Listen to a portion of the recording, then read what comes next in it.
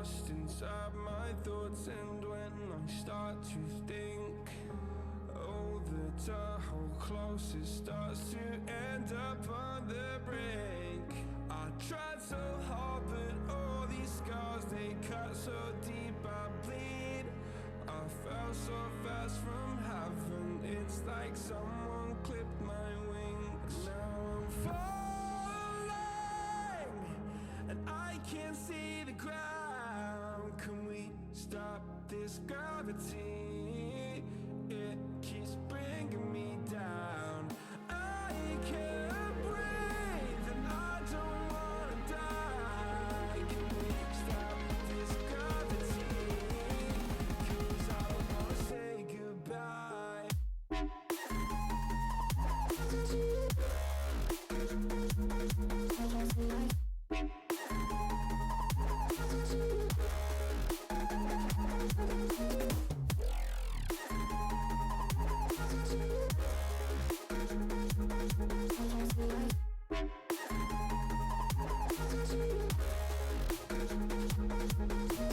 I forgive the pain you gave to me so long ago. Sleepless nights I laid awake just begging to let go.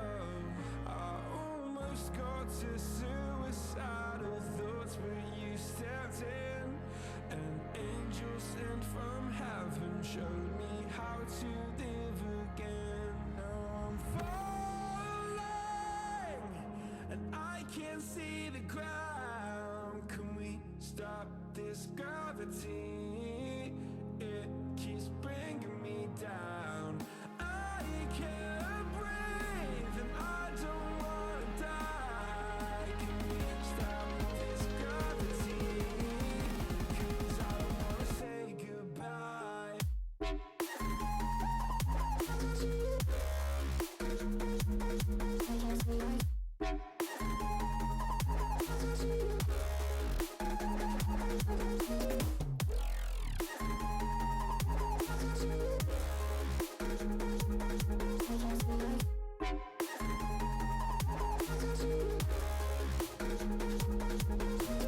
My love, I'm gone. I need to be strong. The darkness had tried to swallow me.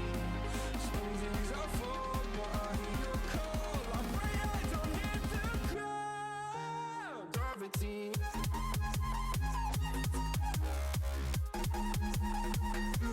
Gravity.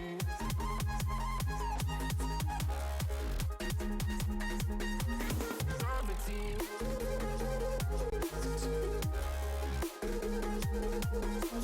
Gravity.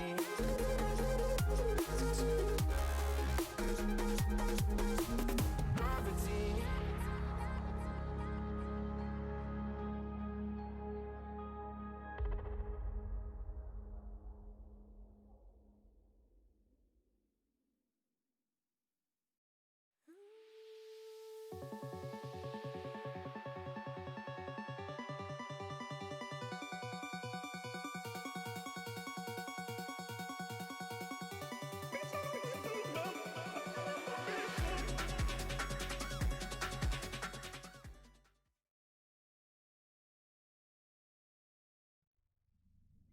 Hello everybody.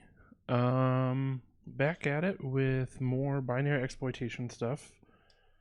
I have a quick programming note before we get started. I don't know, I have not been paying attention to CTF Time website, which has calendar of all the CTF events that go on throughout the year, and the DEF CON qualifiers for DC 28 are going on right now. Order the Overflow, I guess, just started doing it. Must be, because I saw some tweets where they were mentioning people getting first to certain challenges or something. I will not be streaming that stuff while it's going on because, I don't know, that probably just seems a little bit out of the intended way for people to work with the CTF. But if I end up working on some off stream and I get anything solved, then I will try to share that on the stream after the competition has ended. So, I'll probably start with the welcome ones and maybe I'll be able to get those. Not a lot of luck, or not a lot of likelihood that I would get past those welcome ones just based on my previous experience. I think this is a more high-end CTF, but just wanted to mention that if you're interested in playing CTFs and for some reason you are in the same boat as I am and missed that it's going on right now, go ahead and give it a shot. Do some, play some CTF. Okay, so we will not be working on that today. We'll be back to, in this case, actually, the DEF CON qualifiers from 2016. So, same deal. I don't know if it was by the same people, the order of the overflow. But, yeah, this is, I guess a nice, happy coincidence that this and the next one will be DEF CON qualifiers challenges. And I think we'll just sort of head into it. I have no idea what this one is about, this Feed Me one from 2016. My new sort of rule for how I'm going to approach these is if basically I'm going to really do absolutely everything I can not to read the walkthrough. On the last one, I ended up deciding to read the walkthrough at one point when I couldn't come up with anything else that I thought I could do within the scope of what the challenge was. And then it turned out that the solution was something that was not what I thought was in the scope. So my approach from here on out is that the scope is completely open. I can just do anything I can think of, and I'm going to truly try to exhaust all of the potential avenues that I can think of before resorting to reading the walkthrough and getting some kind of hint from that or just the solution. So certainly, if I have to do ROP based approach again, I can go for that. I did it on the last one and that ended up being successful. Took some time, but there you go. And then if I have to do, fuzzing of something, I've never done that before.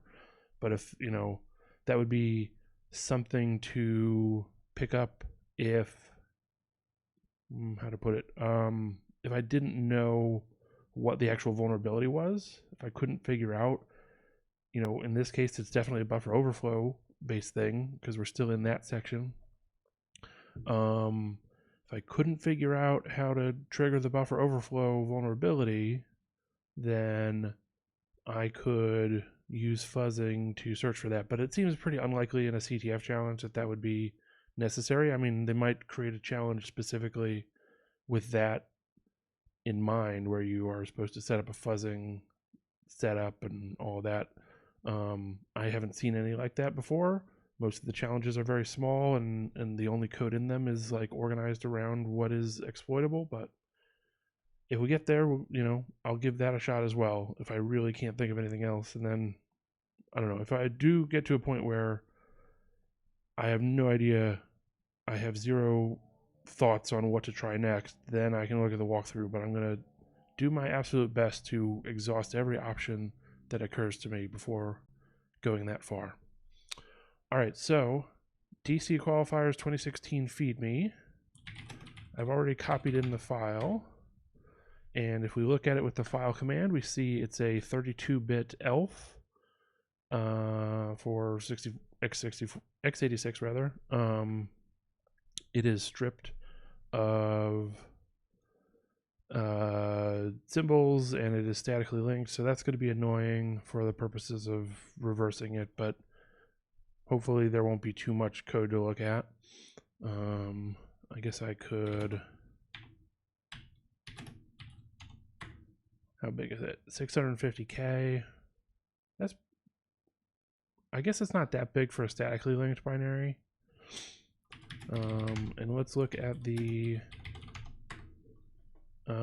settings that are on. So, okay, we've got no rel row, we've got no canary, we have no position independent executable, and the NX bit is set. So if I had to guess, this is similar to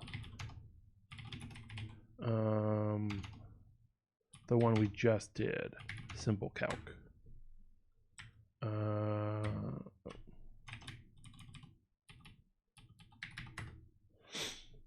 That had a partial rel row, but that didn't really come into play at all.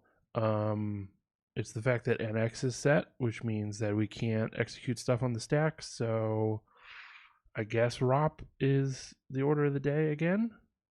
Gonna give that a shot. And much like the other one, we had no PIE, so I don't have to worry about trying to leak some kind of base address or other address to calculate the base address so that I know where I could call to with ROP. And this is again statically linked. So that one was as well.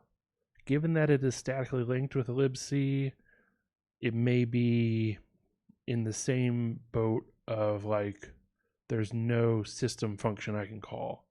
Because if they didn't write a call to system within the code for this feed me program, then the linker is not going to include that function from libc in the final linked binary, so I can't just return to that function. But we will find out what's in there. So I'm going to open it up with radar. Just got to get started somehow. Do some analysis. And it takes a little while because it's larger binary than the earlier ones. Let's look at all the symbols that it found. Very few symbols, so not that helpful for me. Do we have main? Yeah, so we'll go to main and we'll just start there and see where that takes us. All right, we have the function prologue. Welcome whoever has joined in chat. We have some fixed address that we put on a variable on the stack, and we put something in whatever, again, right on the stack, and we call this function. Maybe it's a library function. Let's see what it does. The fact that there's no, like all the symbols have been stripped is going to make this more tedious, because I don't know if something is just a generic library function that I don't have to care about, or if it is relevant to what we're doing. This is, complicated enough that I'm simply going to not look at it right now. And then we don't care about the return result of that function call. Okay.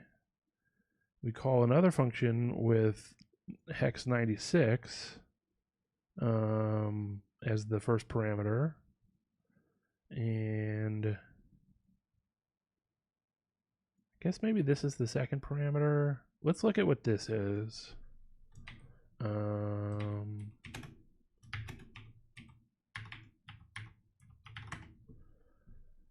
That is an address, maybe? I guess that would make sense. So if we look at what this is as an address, 83 E5 89 55, nothing is there. Okay. So far I got nothing on what this program is doing,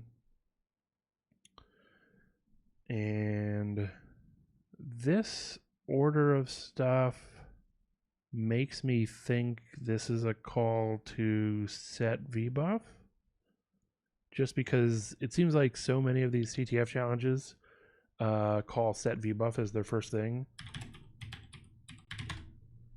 And I mean, this is not the first thing being called, certainly, but the parameters that are being used seem common.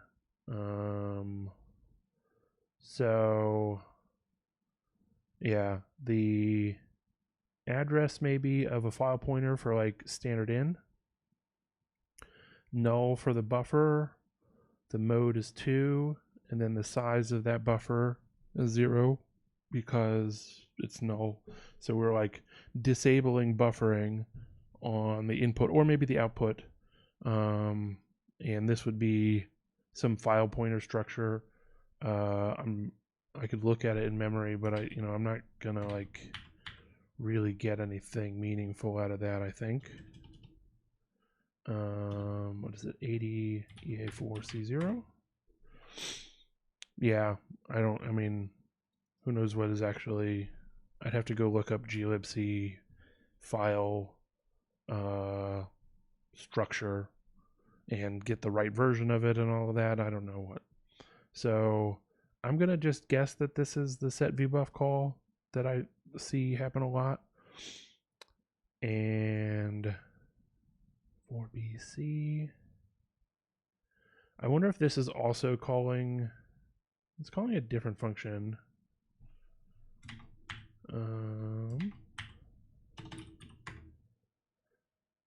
Yeah, I don't know. Okay. So, and then it exits right after calling that last function. So let's look at this last one, see if that is meaningful to us. Oops. It says there's no function at that address, so that's real fun. I'm gonna not define a function there. Okay, well, thus far, Radar is not being helpful to me. It hasn't been able to identify any of these functions based on, I don't know, their signature or the contents of those functions. I don't know if Radar has features like that. So I'm going to run this in GDB, and at the very least, we should be able to see what actually gets called for this address, because I don't know, it didn't come back as a function from Radar's analysis standpoint. That might mean that it's it just, I guess I could say define a function there. Like, it's not going to kill anything since I'm not going to save the yes. Why?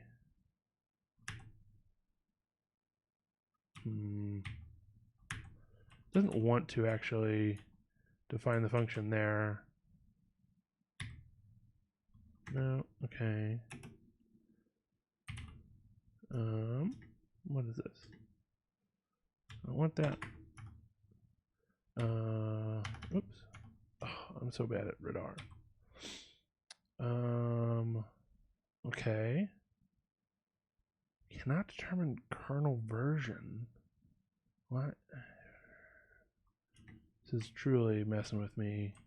What the hell is even going on in this program? You know what? I haven't even run the program, so I don't know yet what it's even like would look like it's supposed to be doing. So let's run the program. It prints out feed me. I swear I didn't intend to type that. That was just me hammering on the keyboard. Okay, and then it spawns a child. Okay, so maybe it's like a fork call somewhere, and we could see that with strace. So yeah, maybe it forks a child and does something from that. It does call clone at some point, and then that child is presumably waiting for input, and then we hit Control D to say end of input, and it spawns another child. Say -F. Okay, so this feels like it's going to be an annoying one for sure. Because maybe the child process is writing to some shared memory. I can look at what the flags are for clone, but I think you need an additional flag to say like copy the memory. So the child is probably just a different thread in the concept of like thread versus process. And that's going to mean that we have access to the same memory from the parent. And so all of these children, maybe they allow you to write a certain amount into a space, and if you do that with multiple children, then it overwrites some fixed buffer space, and you can who knows what. Let's see. We have no flag with the term memory in it. If clone VM is set, the calling process and the child process run in the same memory space. Okay, but that's only if we have clone VM set, and I don't see the flag for clone VM. So actually these children are like completely separate processes from that standpoint. And then I don't know what is going to be the point of writing stuff to a buffer in the child. I mean, maybe we could trigger a buffer overflow in the child, but if that's the case, why have the child-parent relationship set up in the first place? Why have this loop that is repeatedly creating a new child? Let's see. So, I ran out of time. Interesting. Okay. So let's look at this real quick. What we're seeing in strace is all of this. We execute the binary. That's basically the call from bash when I started the program, and calls to get the name of the kernel, basically allocates some memory, sets up thread related memory space stuff, I think. Don't know why read link happens. Allocates more memory. Then sets up an alarm signal. That's what we got the you ran out of time message from. So it sets that up with some configuration to say, hey, if you don't send input after X amount of time, I guess that's, this sets up the signal handler, and then it calls alarm. So maybe after 150 seconds, it will trigger the alarm signal, which then gets handled to close the child. It closes standard error, I think. Apologies for the sniffles. I have allergies right now. I took some allergy medicine, but it hasn't like fully kicked in, I think. And then it runs clone. And then, because we're following all the children, we get a new, so it clones to a new PID as a different process, and then it waits on that process. It's still waiting, and that sub process, child process, writes the string feed me with a new line, and then it reads, it's waiting to read something. So if I type in test and then hit Control D, it will have read everything. And that's when the parent gets the child signal, sig child, to say that the child process has exited. and then it writes child exit and runs the clone again. So there's definitely a loop in the parent, and then it runs out of time. So I have 150 seconds, I think, before the whole thing ends, which is fine because we're gonna run this in some sort of automation setup, ideally with Pwn Tools, and so I don't think it's gonna take 150 seconds to write whatever we need to write. Although, in theory, if we have spawned a shell from this, we would need to get that shell deparented from this process if it's going to close after 150 seconds, but I'm not going to worry about that. If we can get the shell at all, then I'm going to consider it good. So, well, that's interesting. The alarm signal was in the parent. Maybe the alarm just kills the child because we're still reading.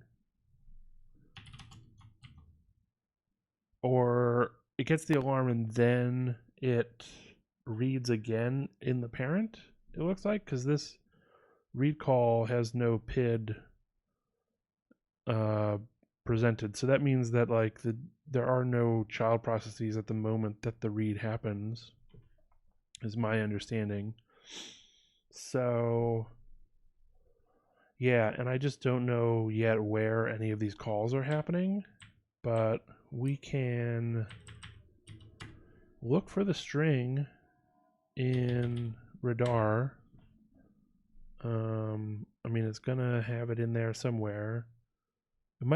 It's a short enough string. This is 8 bytes, right?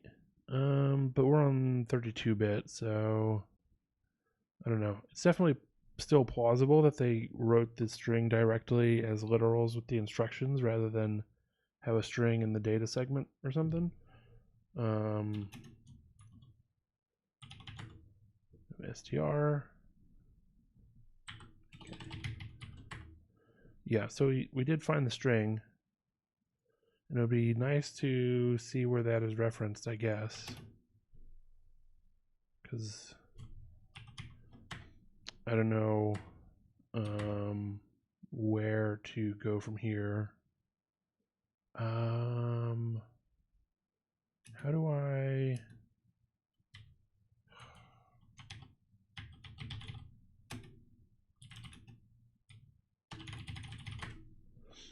I have one of these should be radar intro.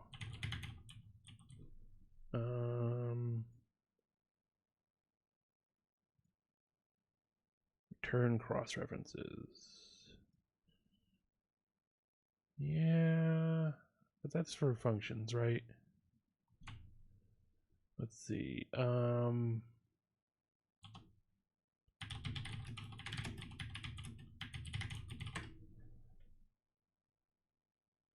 Find reference to string. I guess I've looked at this one already at some point.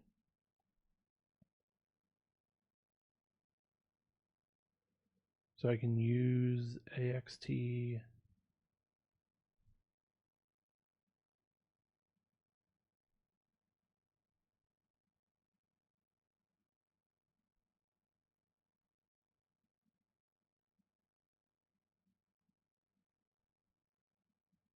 All right, let's try it.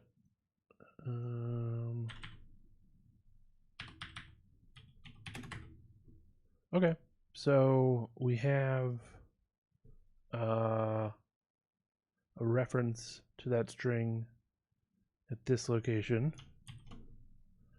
And how do I say do this to be able to see? Did I copy the wrong? I don't think so. So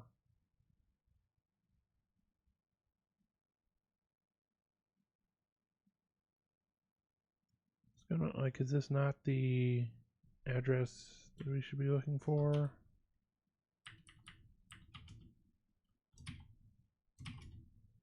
Okay. Oh, child exit. I thought that was just like a library function name or something. I should have gone ahead and dug into that. So this child exit function, which is called at the very bottom of main, is not a library function, but is actually a function that is, from the program itself. So, come on. There we go. Okay. Wow, why did it get all wackadoodle? When I look at it this way.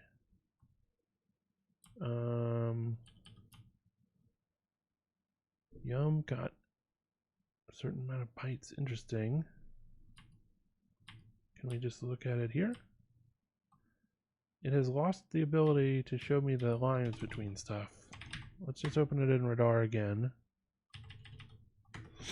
Do the analysis again. And we will see if I can see the graph view a little better.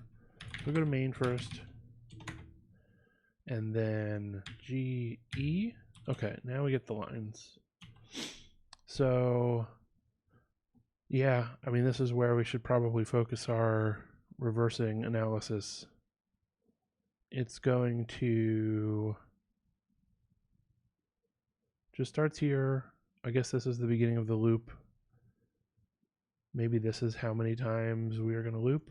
14 is, and we add 1, so we would loop up to hex 31F, which I don't know what that is, but it's a pretty large number. It's probably near 1,000. Might actually be 1,000. Okay. And so otherwise, and this is the return. Okay, otherwise we fork. And if we are in the fork, I think we come down here. Otherwise, we do the wait process here, I'm pretty sure. We might have a wait error.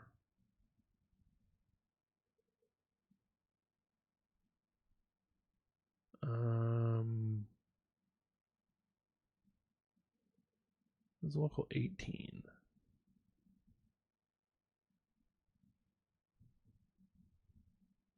Starts at 0. And we pass it into whatever this function is. This might be just like 18 is where we store the wait status or something. And if it's -1 resulting, then we got an IO error from the child. Otherwise, what is, oh, and then we just print child exit. Okay.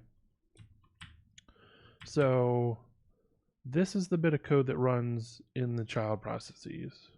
Okay.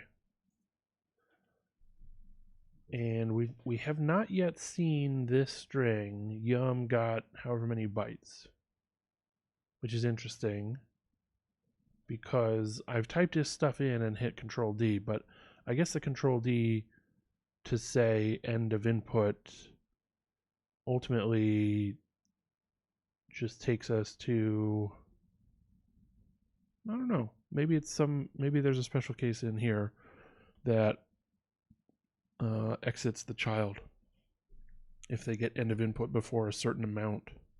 So we're going to look inside of this feed me function, because this is probably the meat of what we need, of where the overflow exists. Why did that not go anywhere? Okay. So we print out feed me.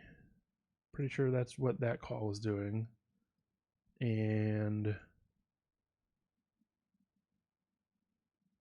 see.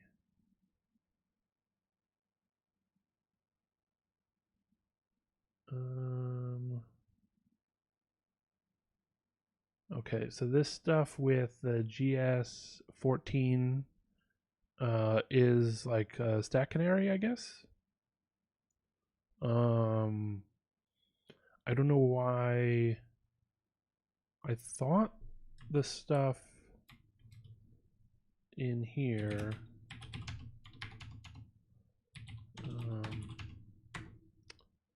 when we did check sec, I thought it said no canary found, right? But we do have a check that would print out stack smashing detected. It's possible that this is a fake thing, a fake like thing trying to represent itself as a stack canary, and actually there's some kind of vulnerability in the fake thing. But this setup of having a value at a certain offset from the GS segment specifier or whatever it's called from like 16-bit code. I've seen that before, or something close enough that it looks realistic. And then so we copy out the canary value from some defined location in the program, in the binary somewhere, and then we put that on a local variable, and later we read that in, and if it's not equal to what it had been before, then it must have been, we must have smashed the stack, basically. So it looks like it's a stack canary. So we'll get to that later, I guess. So we print out feed me, and then we call another function immediately. Doesn't look like there's any parameters set because nothing is pushed to the stack, and all of these function calls are using the standard, I think it's like cdecl calling convention where all of your parameters are pushed on the stack. So this one has no parameters. Don't know what that function is yet. And this one, if I had to guess, this is the one that is like read some amount of input. So let's see. What do we have here? We've got 2C on the stack. So EBP minus 2C is the address that comes in as the first thing, as the first parameter to this. Maybe that's a buffer address. Could be. And then 2D is the second one. And we are actually moving the value that is from 2D, which is interesting. Oh, we did, okay, I see. We put the byte in there first, which is from the return value from this function. So maybe this function calls to get like the file descriptor number for where we're reading from, or maybe the size of a buffer. Let's look at this function first and see if it's obvious what's happening, because we're getting back 1 byte in the AL register or EAX or whatever.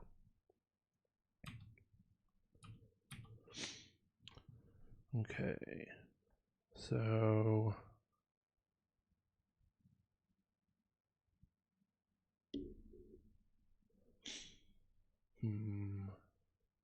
what gets moved into EAX is DH.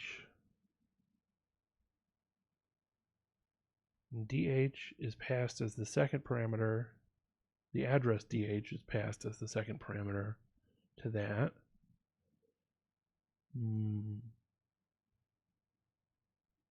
We pass 0, the first parameter.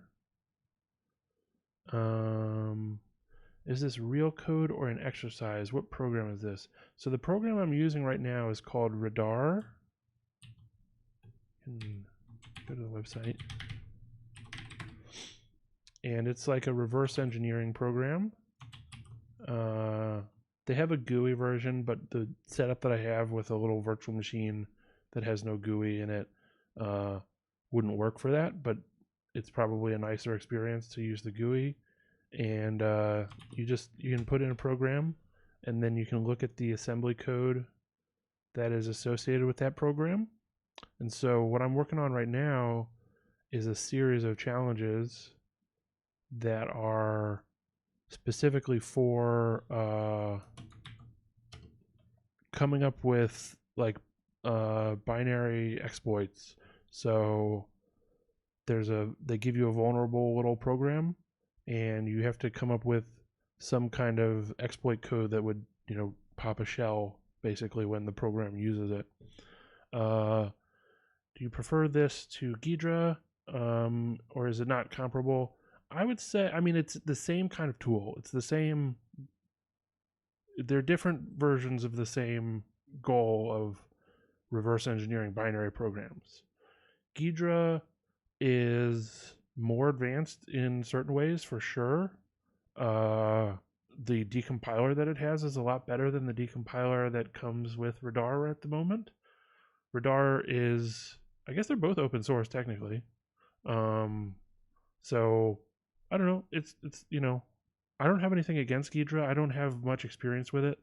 I guess I wouldn't say I have a lot of experience with Radar, but like I would need a GUI to run Ghidra because it's a Java GUI program, and just the VM that I've set up for working on this stuff is it's headless, so I am SSHing into it, and so I've only got the terminal basically. I could try to muck together some kind of like X11 over SSH setup maybe, I don't know, but it doesn't seem worth it for my purposes. But yeah, definitely go with Ghidra if you have experience with that. And in fact, all of the walkthroughs that they have for these challenges use Ghidra to decompile the code.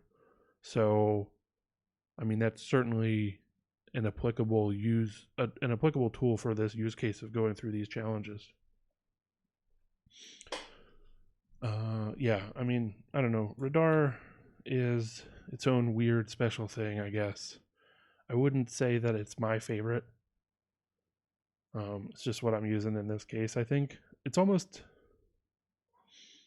on some level like trying to do like high altitude training of maybe working in a more constrained environment and working with a tool that is not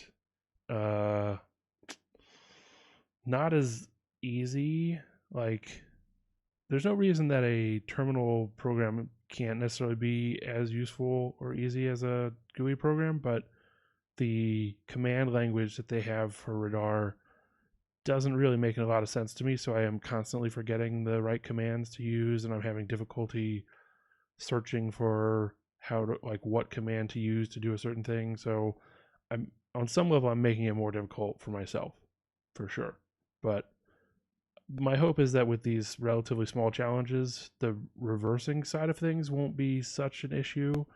The difficulty really comes when I figured out what the exploit is or what the vulnerability is, and I need to develop an exploit.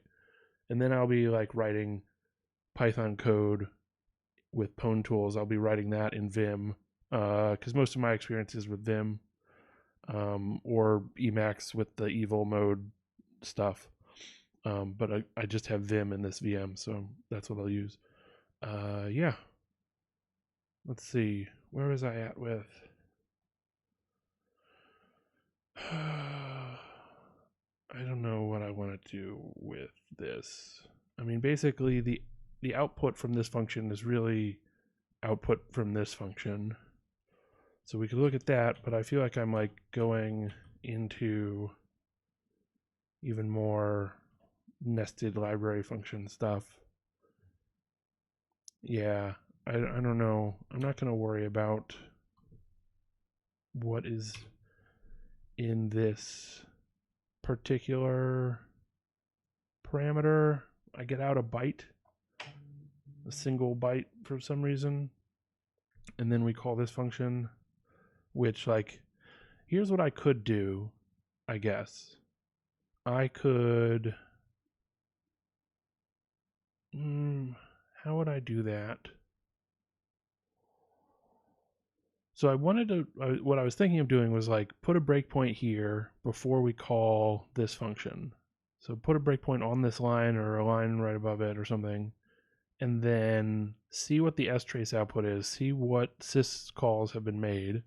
Then when we call this function, see what new sys calls have been made, and if this does the read call, then we know that's what this function is. I guess realistically, if I'm just in GDB, if it's doing a read call, then it's going to wait for me to provide input. So we should try that, I think. And yeah. So just to, before we pop out of this and go over to the other terminal and run GDB, I want to reiterate what my current thinking of this function is. We first print out the feed me message. Then we maybe, that is interesting. So this feed me doesn't have a new line after it, I don't think, or it would have put something here. So it's possible that the string feed me doesn't have new line, and maybe some of this code prints out the new line. I don't know. But my thinking is, let's say it does have the new line, I'm just not seeing it in the way that it's printed here. Then this bit of code is reading my input up to maybe a certain amount. Maybe whatever gets into AL is the size. And it's putting it into a buffer that's allocated on the stack, starting at address 2C, or EBP minus 2C rather. So I have that much space before I overflow into the stack canary and beyond that into the return pointer and all of that. So maybe that's what's happening here. We do the read, then we do something that calculates, let's see. Okay. So let's say this is the read right here. Then skipping over this section for right now, I see that this bit of code is using the string 8%s, not the number 8, but the word 8, right? And it is printing out a string. So this is a call to printf, and it needs a parameter that is a string. And the first parameter is the format string itself. That's this one. Then the second parameter is the string that will go in the %s. So that's whatever EAX has. And EAX is going to be the return value from this function, which, like, these things are setting up the parameters to this function. So what are we doing? What are the parameters to this function? Because this function somehow gives us back the string that that we're going to print out. And 2C is probably where that string is stored. So we put the address at the beginning of that string in and use that as the first parameter. Okay. Second parameter is 2D, which is that single byte value that, if I had to guess, it's just the length of the string, because we're using it in both these places, both the read call, I think, and the call to whatever this is doing. And then our third parameter is the number 16. That's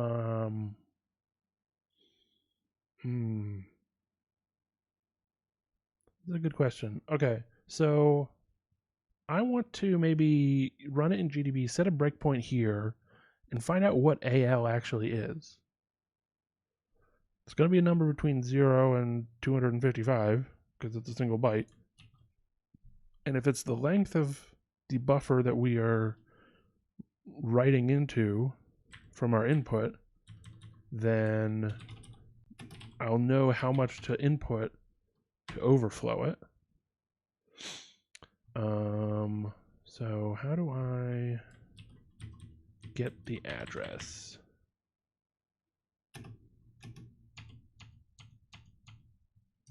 There's no...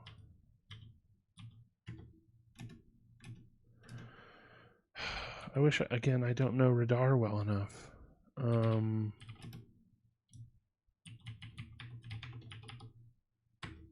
No. There's no symbols, so...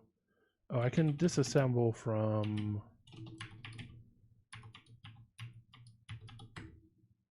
Come on. Okay, I'll put a breakpoint at the beginning of this function. So I'm sure that this could be better if I understood how to use radar a little bit better. And see, it's lost the highlighting and stuff. But I know the function starts at this address because at least it will print that out. And there's some way to get it to print out, you know, a different display of all of the hex or all of the assembly code that lists the addresses for each one. I've seen it work on my own version of radar that I have, but I have no idea how I would actually configure that properly. So I'm going to ignore that for right now.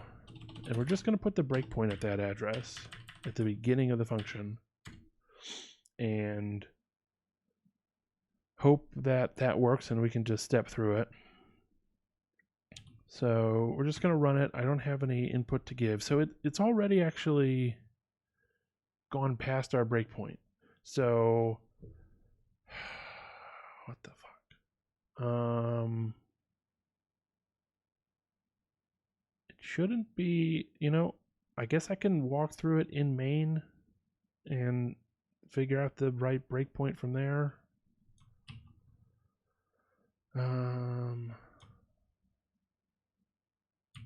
Yeah, let's just do that.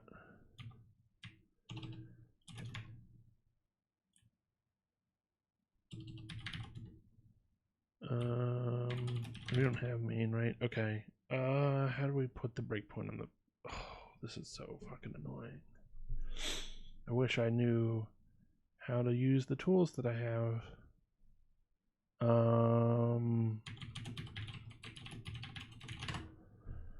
So we'll put a breakpoint on the entry point, I guess.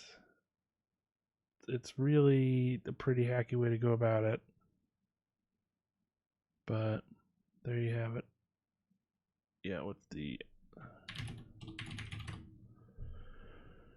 entry point is this address. So I was trying to put a breakpoint on 804.9036. And this is 804.8D0A. Like, not... It's in the same range, so it's not like the address is based incorrectly when I'm trying to set the breakpoint. But let's find out. Okay, so we hit the first breakpoint.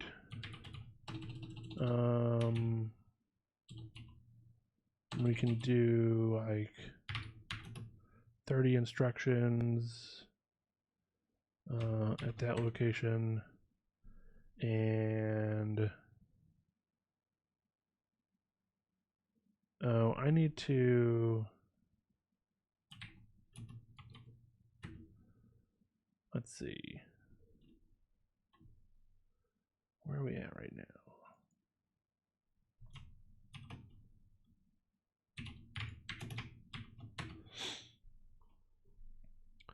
Are we in the function that we care about?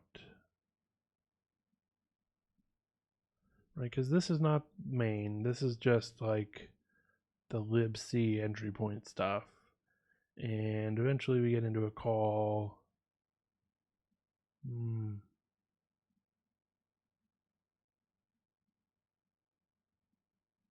Yeah.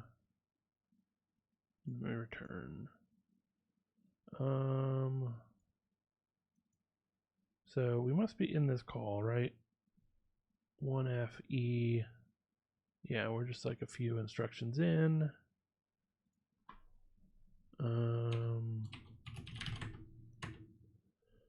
And I don't think this is probably like libc start main or something. And maybe eventually we get to a call after it does a bunch of nonsense. Maybe it's this call.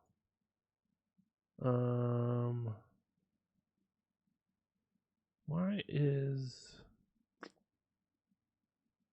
not seeing anything that is like a hard-coded call to the main start? So I'm just gonna say keep going another 20 instructions, another 10 instructions, and now where are we at? 9243.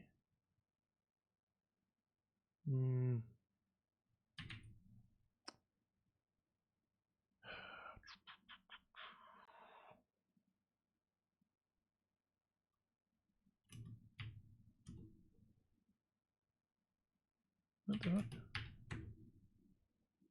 Okay. We're not getting into the call.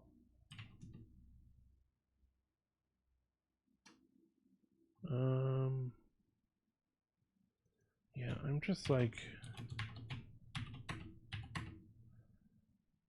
really okay. Now we're at what has happened here? Why did I have a breakpoint at this address?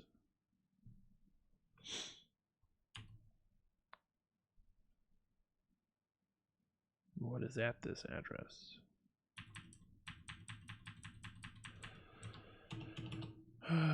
48D0A. Why are we back here? This is like the entry point again. Oh, because I hit R rather than C for continue. Okay, well. Okay. So now we're in whatever this function is. 4924F. And I feel like this call might be the call to main, because it's a like indirect call, and that's usually how libc start goes. So let's put the breakpoint there, continue, and then EDI has EA0040, which is not main, I don't think.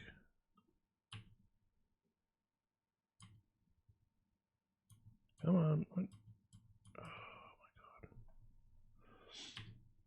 my god. Doesn't look like it's main to me, because this would be the address of main. But we'll see where it takes us. Yeah. I'm just really in the weeds at this point in terms of finding any amount of code that that I can see in Radar and actually get there in GDB. I feel like I'm regressing somehow. Oh, I hit run again.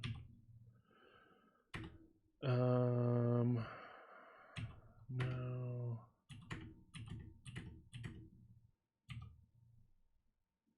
How do I...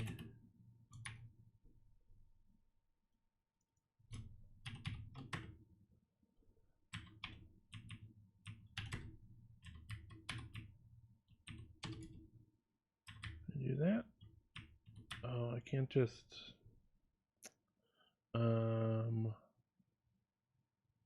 What is it?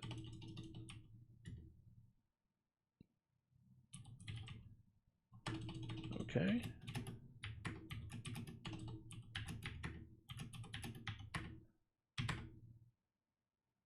Alright, so we did eventually get to calling main. Okay. Wow, I should have just put the breakpoint there in the first place. And then we're going to go forward like 10, let's say. And where the fuck are we at now? I thought I said step, which should step over function calls. Okay. Finish that function call. All right.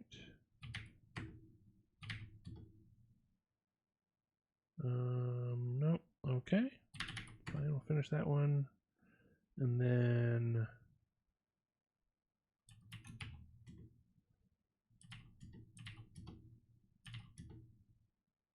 okay, NI will finish. Will step over. I thought SI was the one that stepped over. 820 is not the one we care about, I don't think. And then this is the one we want to step into. So now we are in the child exit function.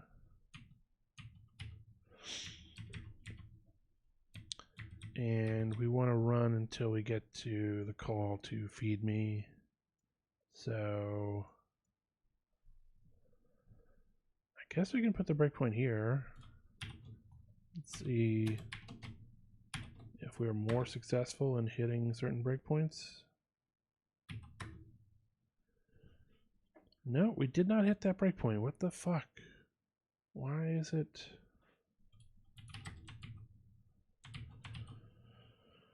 Okay, well, we're gonna start over again. We're not gonna. It's not gonna take that long as it took before, but let's see. Okay. Oops. No, I don't want to put a fucking comment. Jesus Christ.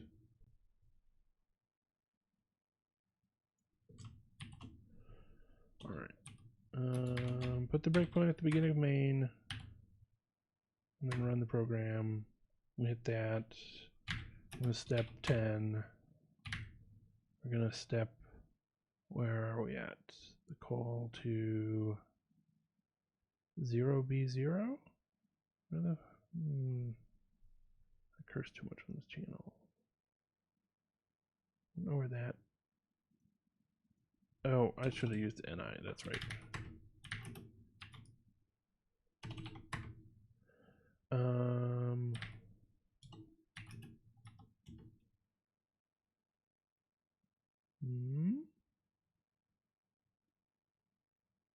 How is that 400B0? And we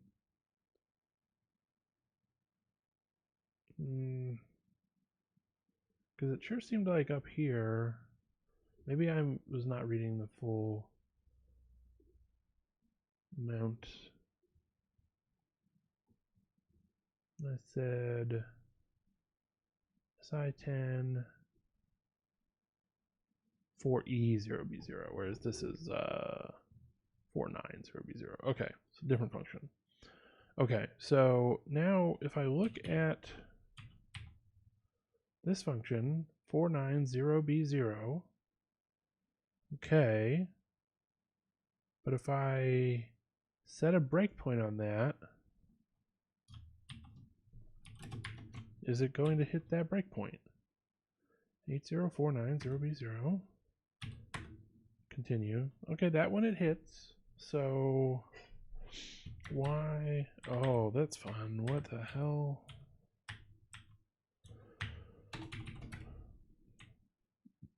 Okay.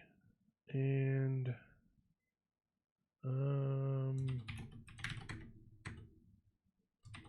okay. So now we're at the beginning here.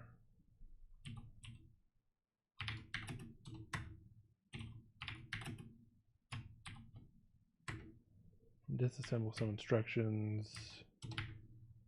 Let's do like 50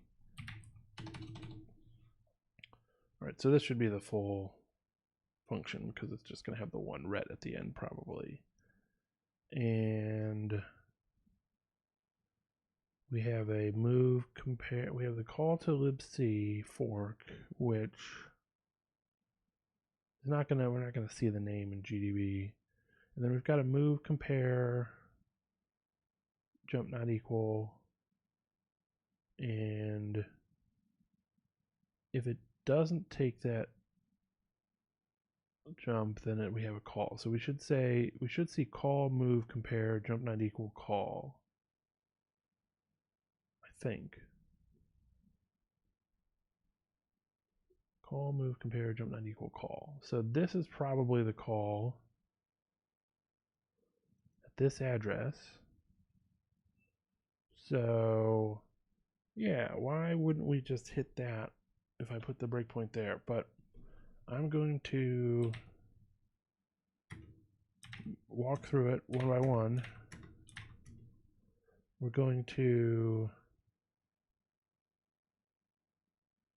jump past that call,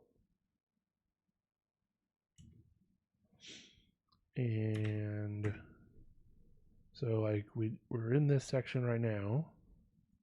We're going to jump to here to the fork. Okay. Move past the fork. Oh, I'm not in follow. Okay, so right now, okay, that's why we weren't hitting any of those breakpoints. Because we've forked, but we're following the parent in GDB. So then we're going to come down and go down this path. I can't select just this chunk, but it's not going to go down the feed me path because that only happens in the child because of the way that fork works. So we're going to come down this route. So I'm going to start up GDB again, set follow fork mode child. Then we will set our breakpoint on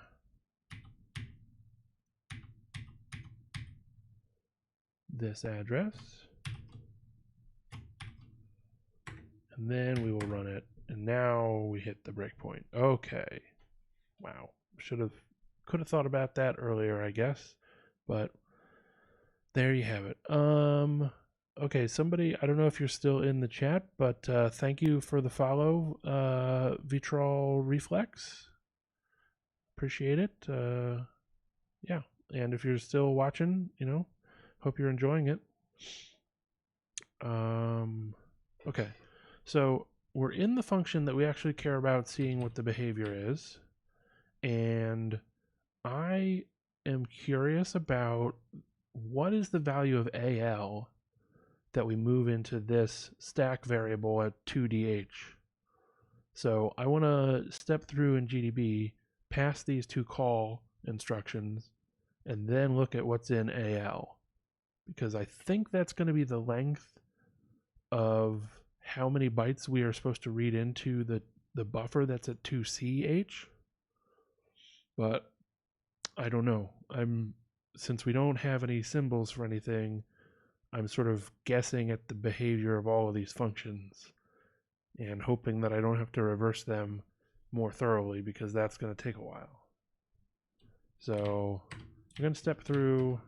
I could have done this in a larger chunk, but I'm just stepping through each instruction one by one. Right now we are on the XOR instruction, and we're going to step over that. So what we have in EAX is 0 at the moment, and then we move the string feed me onto the stack as the first thing in the stack.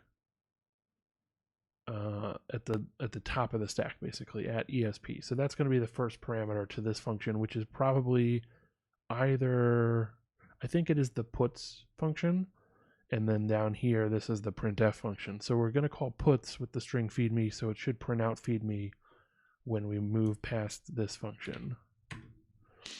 And we see that it did print out feed me, so it has done that part, but it's not yet waiting for our input.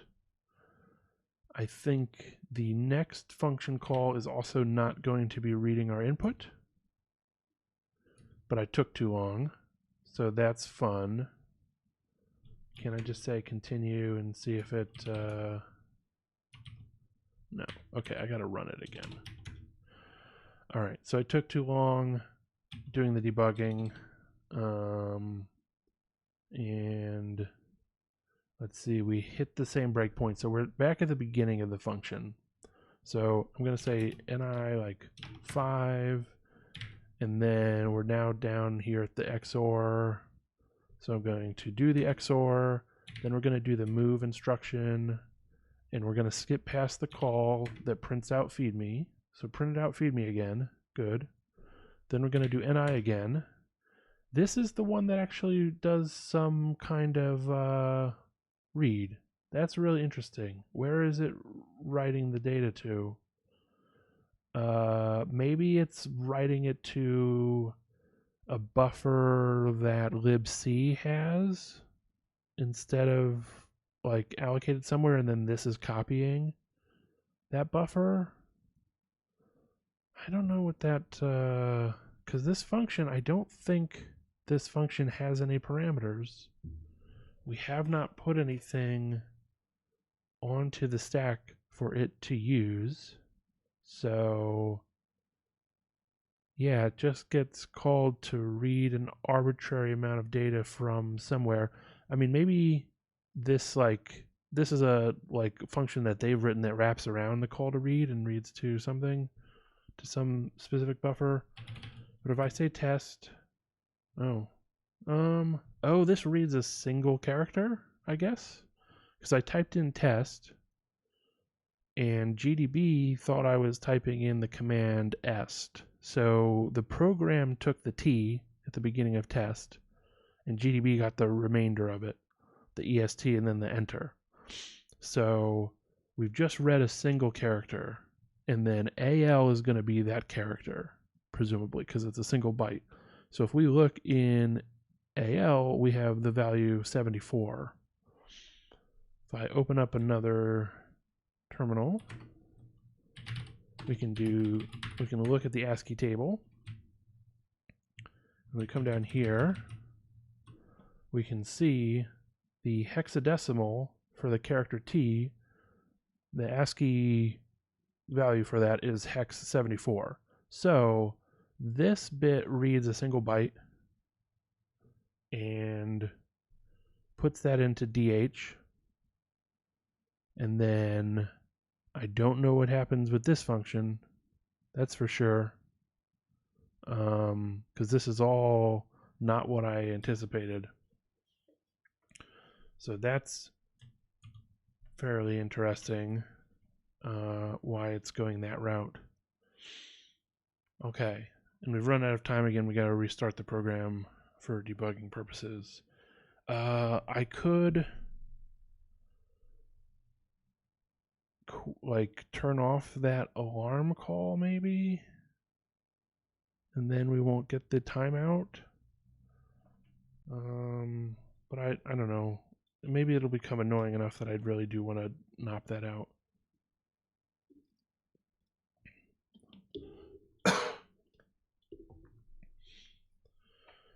So we read a single character. Now usually if you're reading a single character, it will happen in a loop, and not like there's no loop here, so maybe this character gets used as the length of the buffer, and then this bit of code is where we actually read in that loop. That would be interesting. So if I hit enter as the first thing, so sending the enter character, the /n or new line character as the first character, that has a value of 10, A in hexadecimal, that's going to, but if I am understanding correctly, and this is actually being used as the length for the amount of additional characters to read in, then that's going to attempt to read in 10 characters. Maybe we could see how that works out. So I'm going to put the breakpoint after the call, or rather on this call that comes after reading that first character. So dbr1, turn off that breakpoint.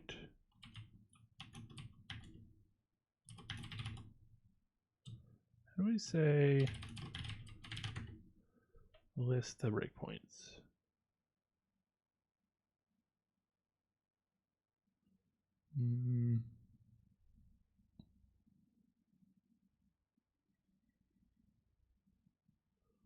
Could say probably delete all.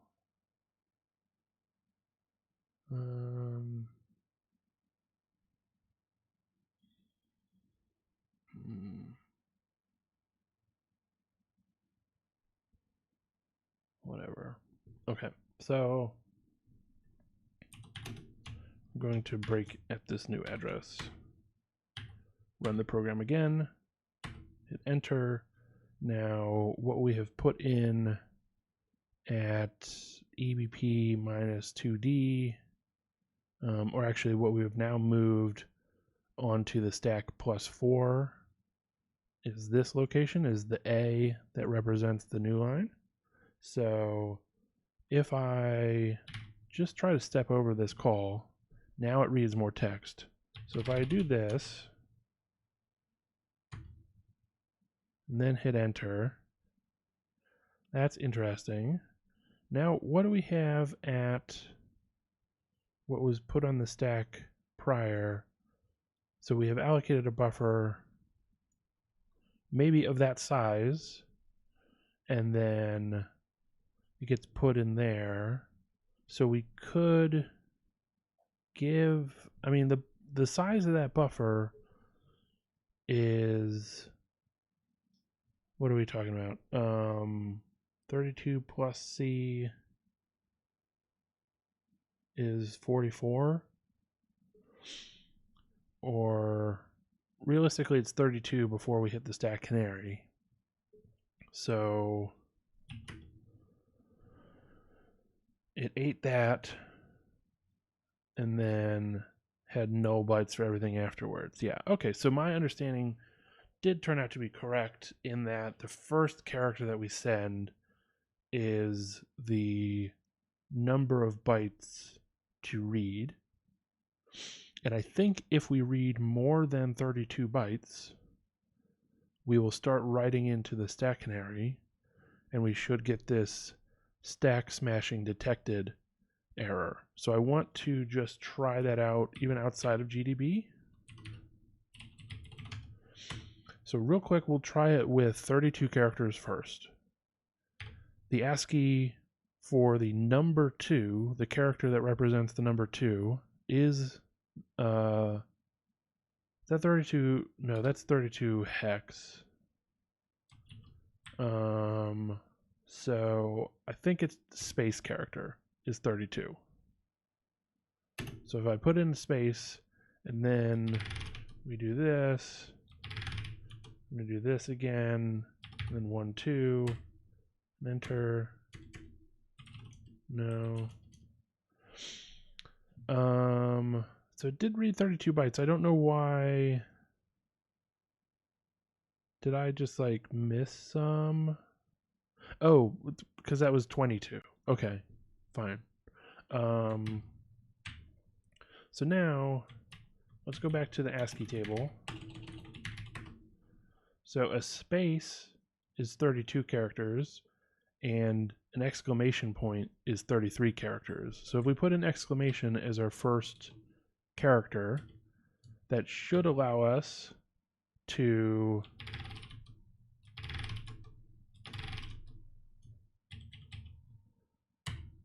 Now that is one too many characters and we are smashing the stack. Okay, cool. So what does this allow us to do is a really good question, because presumably, I mean, maybe we could find a way to read that stack canary, but it doesn't seem like that's what we're supposed to do. So I'm not going to go down that route first. Of course, in keeping with what I was saying at the beginning of the stream, the fact that something doesn't seem like what we're supposed to do, I guess, is not the mindset that I should be working from in totality. If something ends up being plausible, or I just can't think of any more promising routes, then I should fall back to trying it. But right now, it's not the thing I want to try first, basically.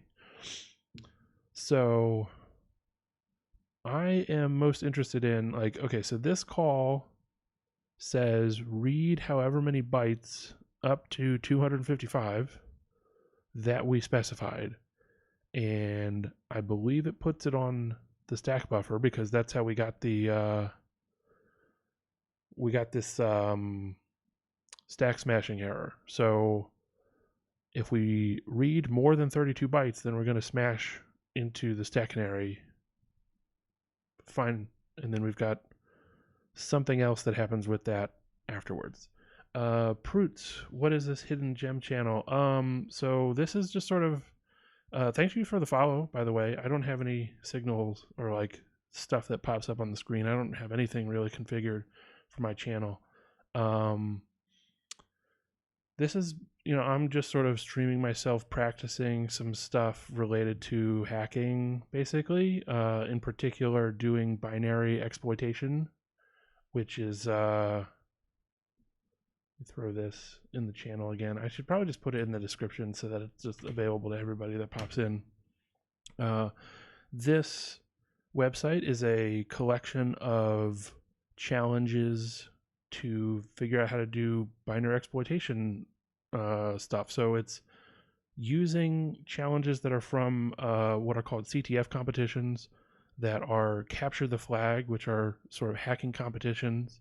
They cover a wide range of different kinds of hacking. There's web stuff, there's like cryptography challenges, just fun little games involving computers and trivia knowledge and stuff like that.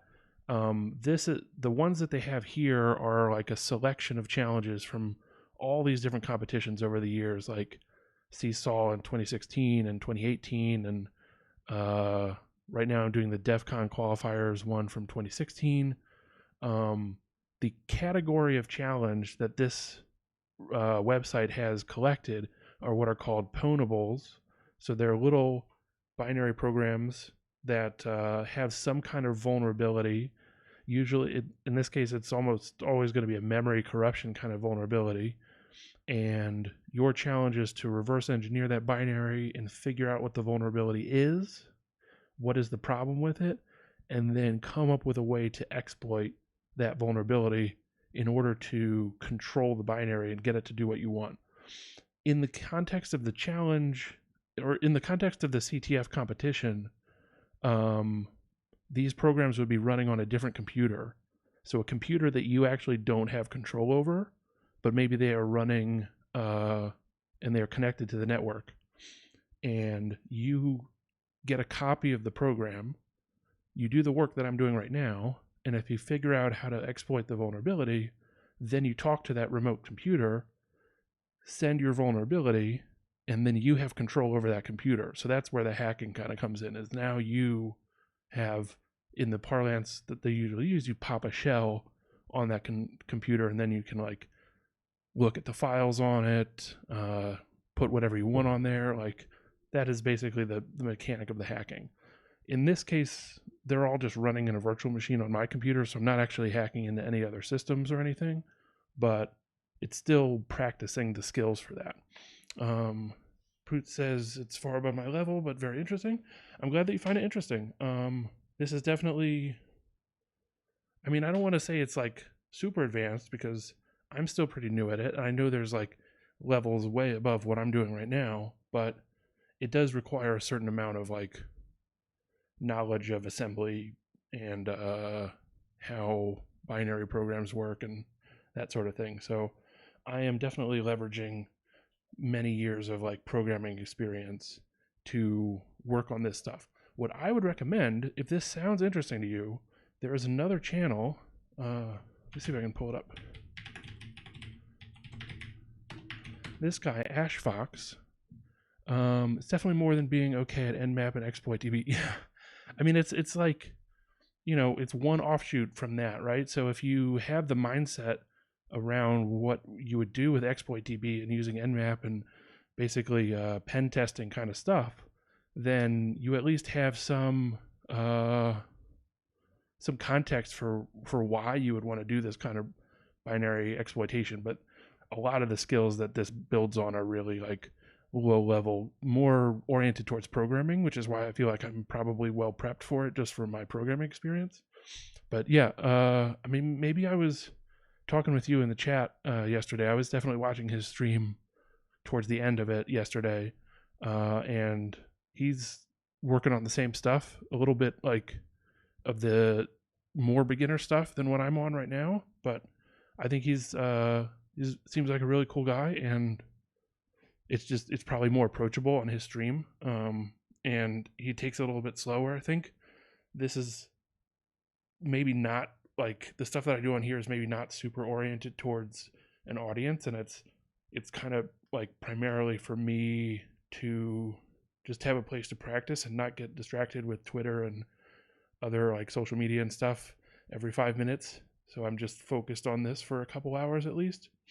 But if people want to just sit and watch, and if it makes sense to them or just is enjoyable to watch, even if it doesn't make sense, then I'm happy for that.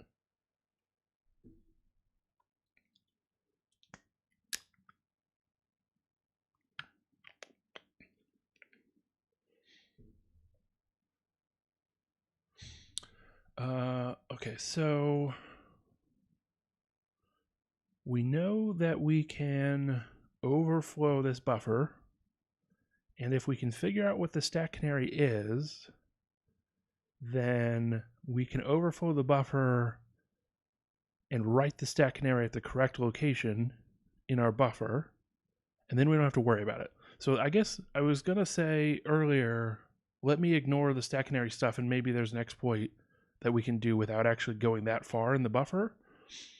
But there's a possibility that this stack canary is either very small and only has a certain number of values, so we could just retry it and like brute force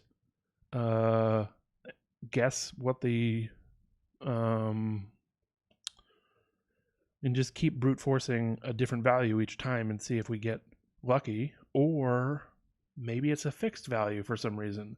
It doesn't seem likely that it would be a fixed value. I don't know why you would create a stack canary setup where it's always the same value, but could be.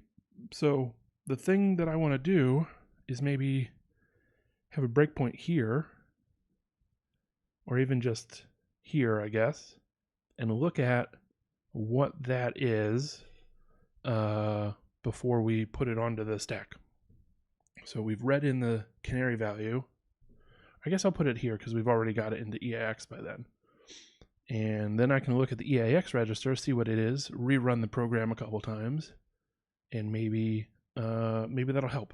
In fact, if I had to guess, the fact that this program, so this has been a sort of persistent question that I've had with this program, is if it's doing a buffer overflow in the child process, and we've got this loop that keeps regenerating child processes, like maybe up to 1,000 times. How many times was it? It was 31F. So if we do, or if I just do it right.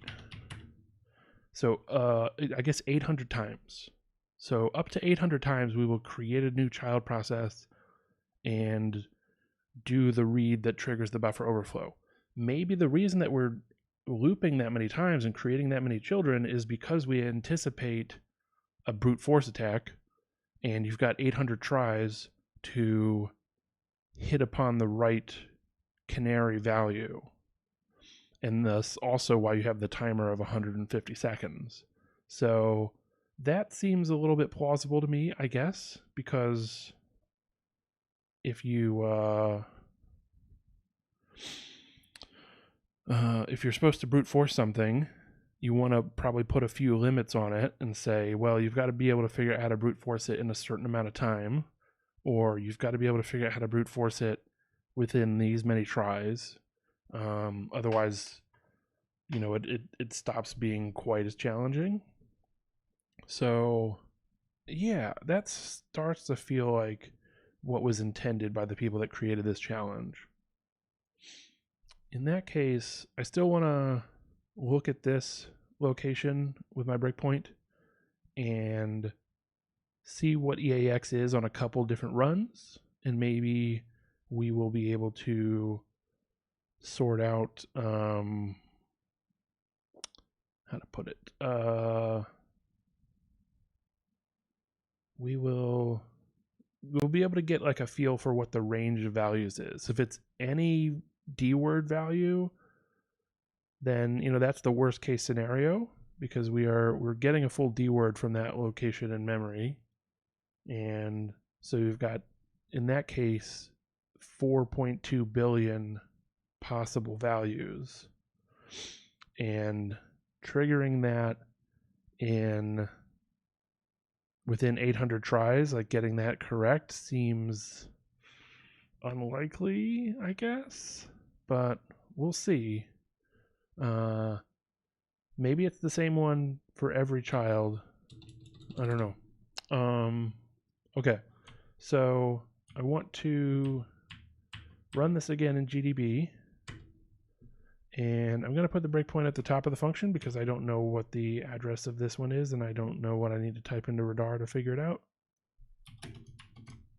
We're just going to go here, run the program, and I already messed up because I need to say set follow fork mode child, and then we can set the breakpoint and run it. Okay, now we hit the breakpoint, and we're going to do NI4, and what we have in EAX is this value. Okay, I'm going to put my breakpoint here instead. So delete the first breakpoint and then set this one again, and then do, why did that exit? Okay. So this is the next canary value that we got. The one thing that I notice is that the top byte of these are both null. That might mean that the top byte is always null. Why is it exiting when I hit Control D? Okay, so did you get good at GDB when you were developing, or did you learn it for these hacking purposes? Mostly for the hacking purposes. A lot of my programming experience is actually on Windows, where GDB does not exist. So I've worked in like game development stuff primarily, and so I've used the like Windows debugger, not even really WinDebug, which is the main debugger on Windows, but use the like debugger in the Visual Studio IDE, and so that's what I had the most familiarity with, and it's fairly different from GDB because it's a GUI program, and it's like integrated with the source, whereas GDB certainly works better if you have source code, but it's also quite possible to use it in this mode where you don't have the source code and you're just looking at the assembly instructions and stuff. And this version of GDB is actually using the extensions called Jeff, which was recommended by the website with the challenges that I'm working on. So if you search for GDB and Jeff, you can find GDB enhanced features, I guess. There's also Pwn debug, which is another enhancement to GDB. And these are both explicitly for when you are working on exploit development and like reverse engineering stuff. So GDB on its own, working on a program that you don't have the source code for, can be pretty painful. Whereas in this mode, it'll print out all the registers for you. It'll print out the stack for you. It prints the disassembly of where you're at. And like the call stack, it prints all this useful information every time you run it. And there's probably additional features that I could turn on. I haven't really looked into the details, but it makes it a little bit more what you intended the program to, what you intend to do with GDB when you are reverse engineering code. So it gives us I don't know. It gives just a nicer experience. Yeah, it looks a lot more useful than mine. I would definitely look at. I think Pwn debug is probably the one that everybody recommends at this point. They're both pretty popular. I'll throw a star on both of them because I think I'm using Jeff for this, but I think if I set up GDB for doing exploit development on another system, I'll use Pwn debug. Mainly because I agree with their argument here, which is that the previous ones that were created, including Jeff and PETA and GDB init, are like one gigantic Python file with all the features in there, whereas this is like split out into different Python files, and maybe it's a little more customizable and upgradable. I like something that's maybe a little better architected, basically. But I mean, Jeff certainly seems to be working for me in this case, and thus far I haven't been leveraging extra features too much. So yeah, I think when I am through with going through all these challenges, or I get to a point where I'm just like, I need something better than the tools that I have right now, I will try to switch over to Pwn debug and learn about the various features and how to really get the most out of it. Because it seems like it's probably the most actively updated and all of that. Yeah, I mean, this one is like, it'll show you what the names of the parameters are and stuff. So it's like halfway to a disassembler, rather than just like GDB's basic disassembly is again, it's just very basic. And it can be useful, but it helps to have something like Radar on the other screen where you've got the results of a slightly more involved analysis. Like you can get the graph view, and in theory it would tell you the names of these functions if they didn't have all the symbols stripped out, but it'll tell you like the string instead of just a random address kind of thing. Okay, so we run out of time again, but I feel like the pattern that I'm seeing is the low byte in that D word for the stack canary is null. So that gives us 3 bytes of canary to deal with. And I want to figure out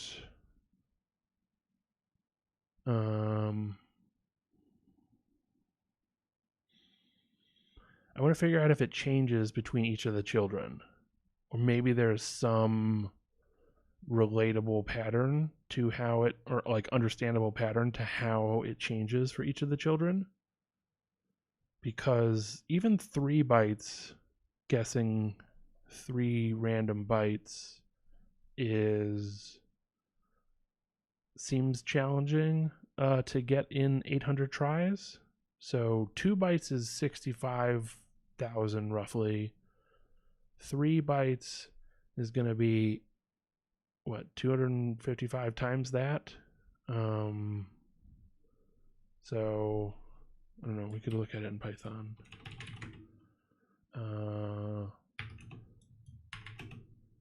2 to the 24 Is it 16 million? Yeah. So 16 million possible values, and we have to guess it within 800 tries. I need something better than that. Oh. Okay. That's doable. So, okay. What I think might be happening, or what they might intend for you to do, is this value is going to be in the reverse order in memory. If we were to look at GS 14, like the GS segment specifier, offset by 14, which I guess we can look at GS 63, but then there's I don't know how to find where this actually is in memory. It doesn't really matter. But it'll be in the reverse order of how it's printed here, because we're talking about little endian.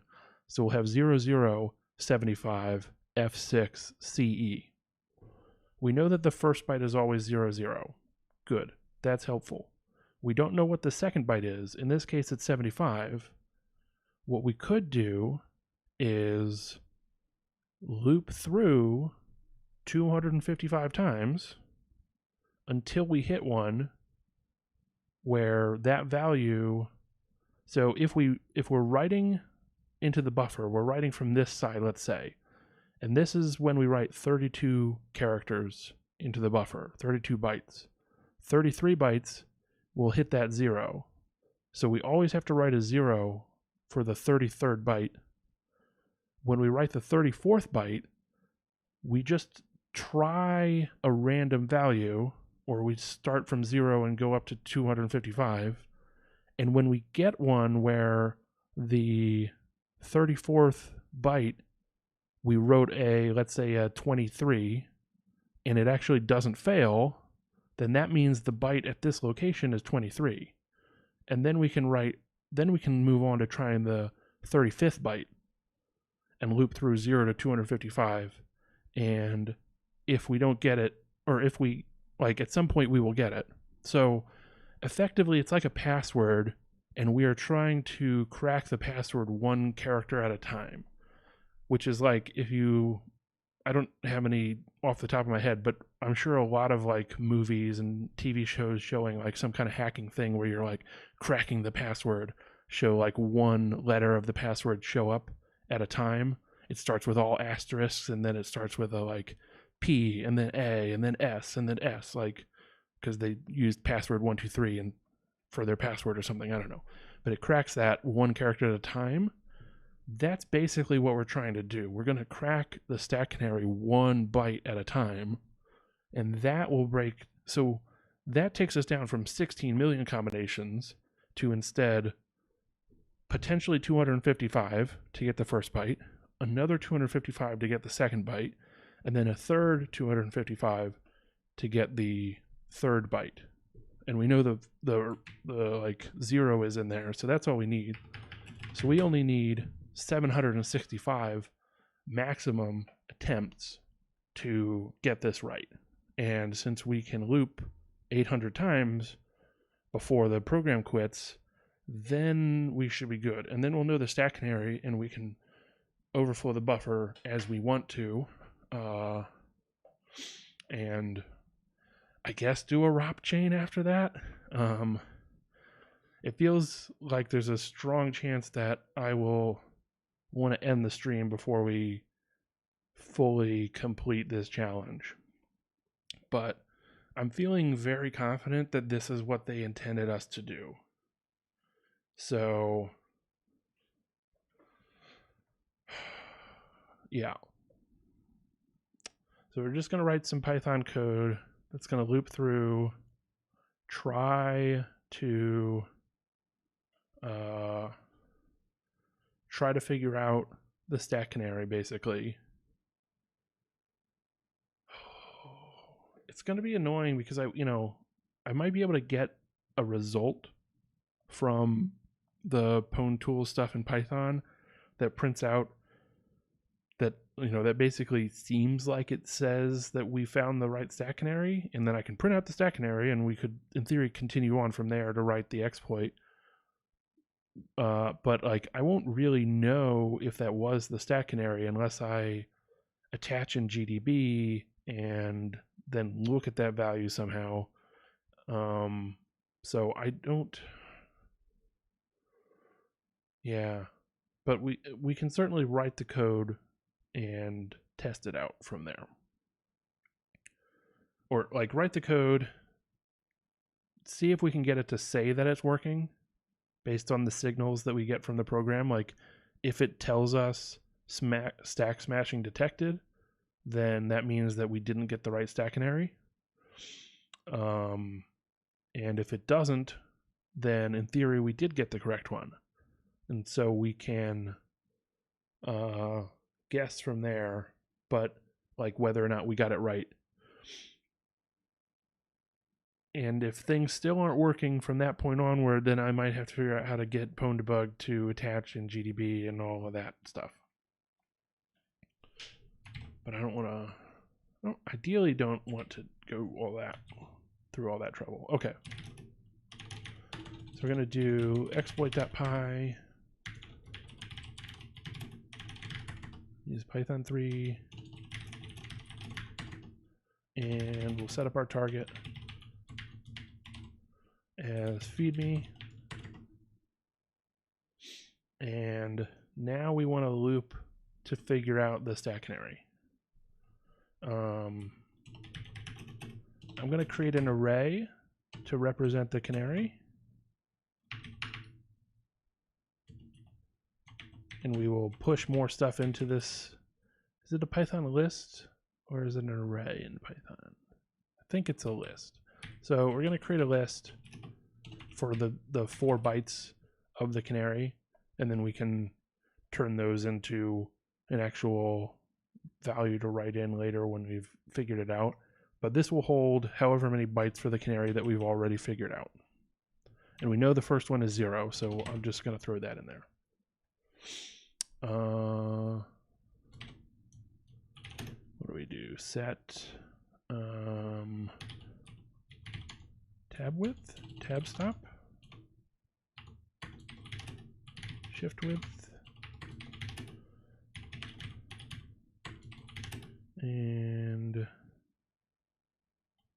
there another one?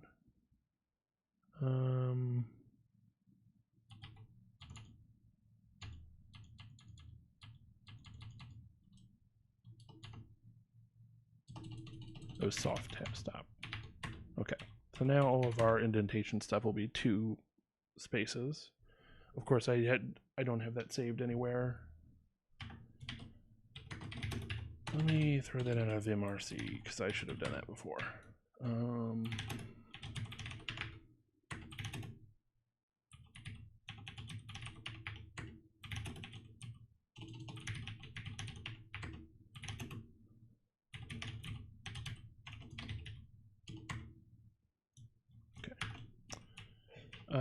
Okay, so welcome everybody that's joined in the last minutes. I don't know who has, but thank you for watching. Appreciate the viewers. Let's think about this. I want to run the program. We are going to, while length of canary is less than 4, we are going to receive until we get feed me with the new line, and we are going to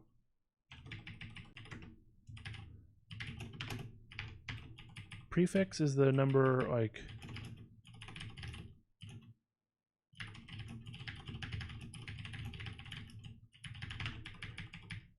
basically how many bytes we need to write into the stack buffer before we start overwriting into the canary. And I guess we also need to have another loop. So for I in range 256. So our outer while loop is the loop for figuring out the entire stack canary. So we will loop until we figure out all 4 bytes of the stack canary. Within each iteration of that outer loop, we go through potentially 255 times, or 256 times rather, because 0 through 255. And we just try each of those values as the value for the next canary byte. In which case, on each iteration of trying a new potential next canary byte, we receive the prompt about feed me, and then we send first the string equivalent of how do I do this? So I can calculate an integer, and then we need to turn that into an ASCII character in Python. Is there a CHR? I'm actually more familiar with Ruby at this point. Okay, yeah, I can just call CHR. So we're going to send a single character, which is prefix plus the length of the canary that we already have, plus 1.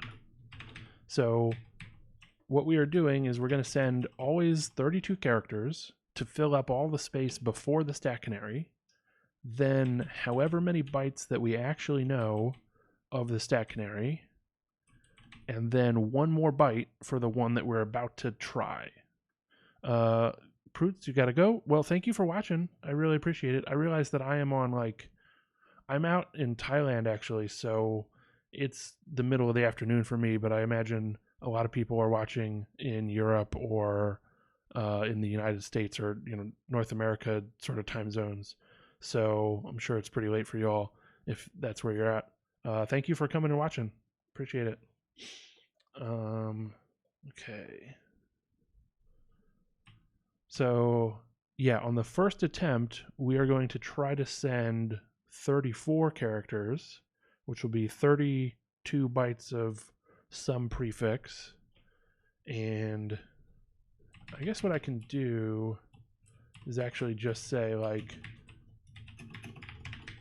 just create a string for the prefix, and then we send the length of that prefix string, the length of however many canary bytes we've already figured out, and 1 for the canary byte that we're about to try. Then we next send the prefix string itself, and we send and then for each canary byte that we already know,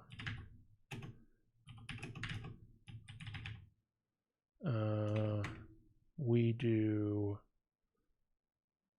target.send the character version of that canary byte, and then we try to target.send the character version of our candidate byte, which is I in this loop. So if I is 0, we'll send a null byte, I guess, and then we'll try whatever comes after that for number 1 on the ASCII table, and so on and so forth.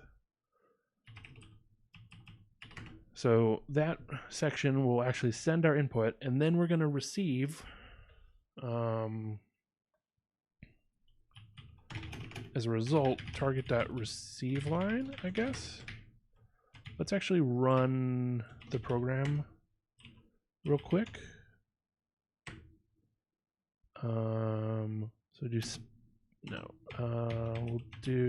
We'll do space, and then 32 bytes, and then I did 22 bytes. Okay. So when we are successful, we get the text 8 and then some other lines after that, and then we loop again. If we are unsuccessful,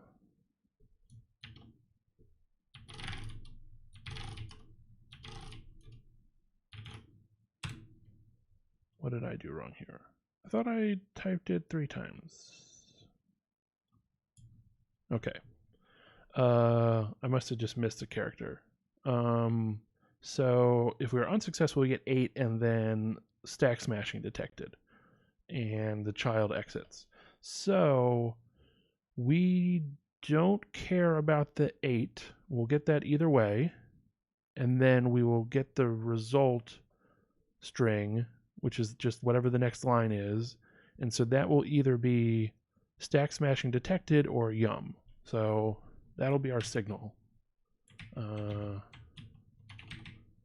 Okay. So first we do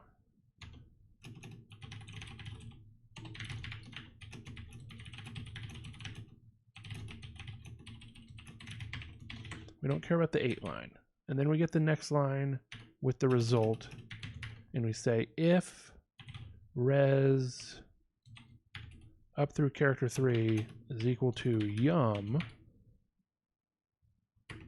I didn't write this in Python style. Why does that not want to indent for me? What did I do wrong? Does it need to, like, no? Okay. Did something wrong because it's not auto indenting. Well, in any case, at this point we say canary dot push I, then we break out of this for loop. Oh, I could have just done here. So we have like that, and then a dot push. No. Okay. Right. It's append instead of push.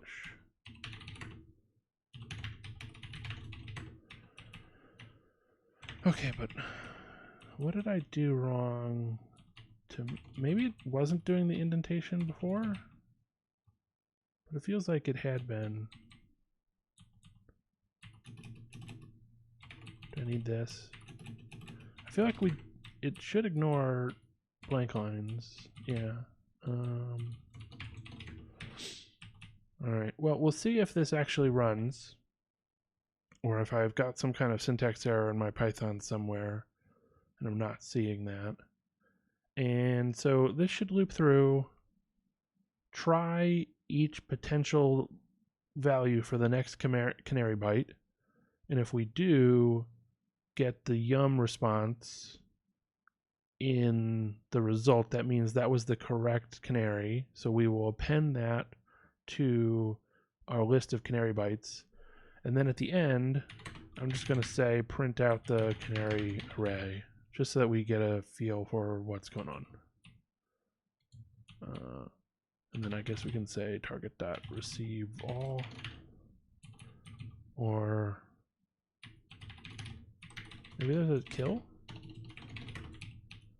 It should be in. Did I get rid of the pwnlib stuff? Tools, pwnlib. Let's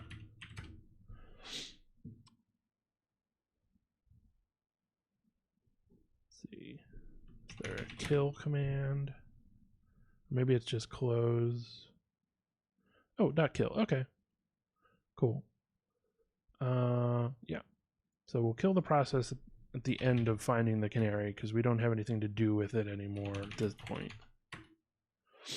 And what have I done wrong? The process has no, there's no rev line. It's receive line. Okay. It's running. I don't know how quickly this is supposed to go, but we've only got 150 seconds or so before the timer runs out and the program is going to exit on its own.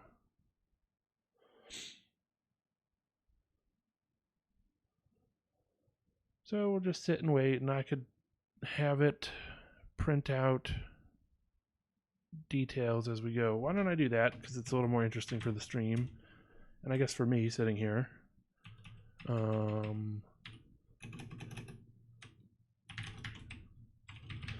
Before we do this, let's do like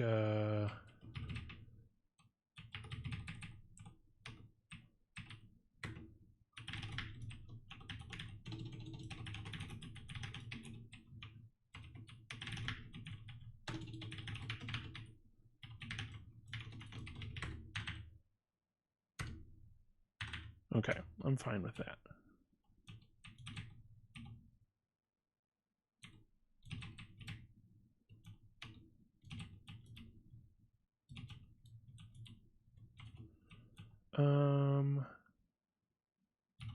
Why don't we, yeah, I think I will.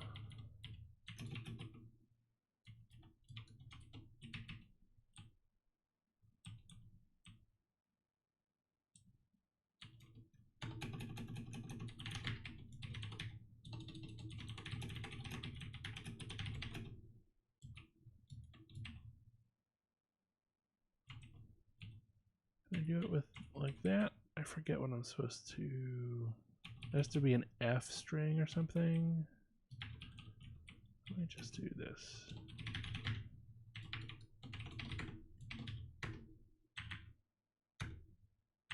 Oh, I've got the exit in there still. Okay, so we can see it's trying all the bytes. And one of them should work.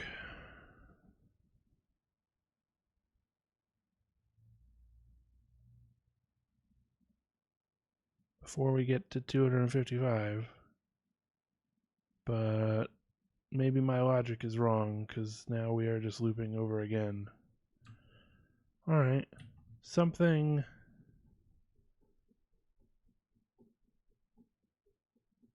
It just doesn't, yeah. Alright, let's see what the output is that we are getting. So, before we do this, let's say, let's print what it says we actually got.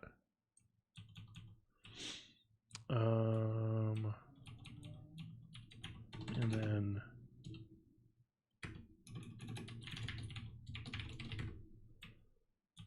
okay.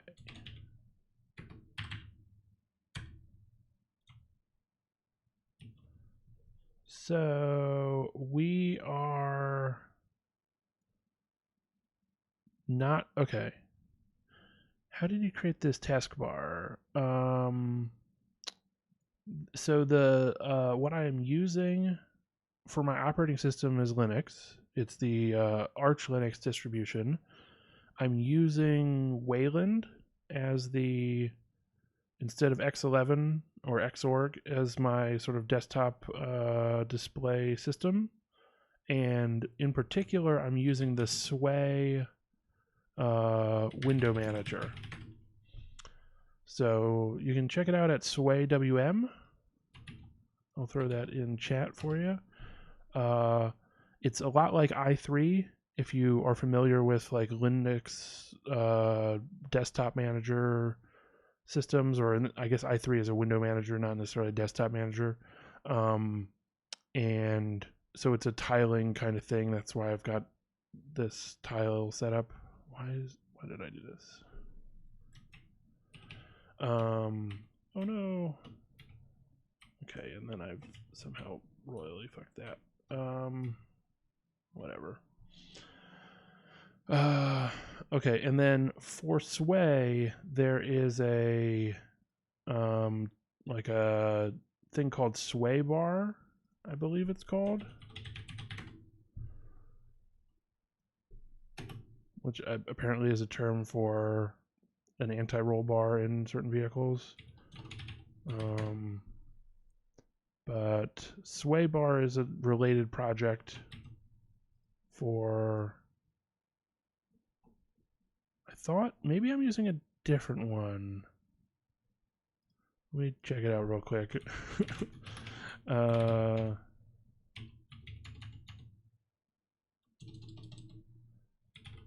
Oh, I'm using something called Waybar. Yeah.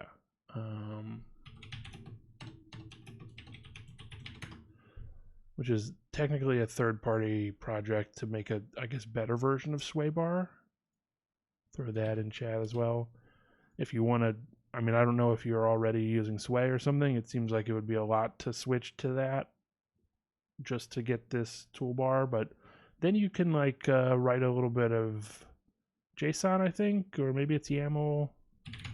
What is the setup? It looks like it's JSON. And that configures all the different stuff that you can have on your thing.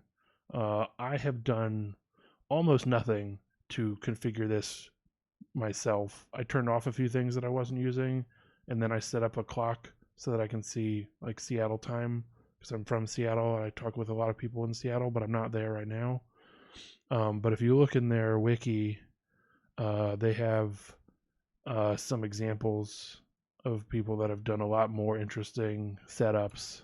I like some of these ones that are nice and clean and don't have the like kind of, these colors are a little bit strong for what I want, but they're sort of just whatever the default is, and I find that I almost never want to sit down and spend the time to come up with a nice custom display and get a nice looking font and all of that stuff. So I live with the default and don't look at it too closely, I guess. So yeah, that's what I'm using for the taskbar. I guess you did say that you were about to be right back, but maybe you heard some of this. I don't know. Oh, you just got back. Okay, so yeah, I was just explaining. I use Linux with Arch Linux as the distribution.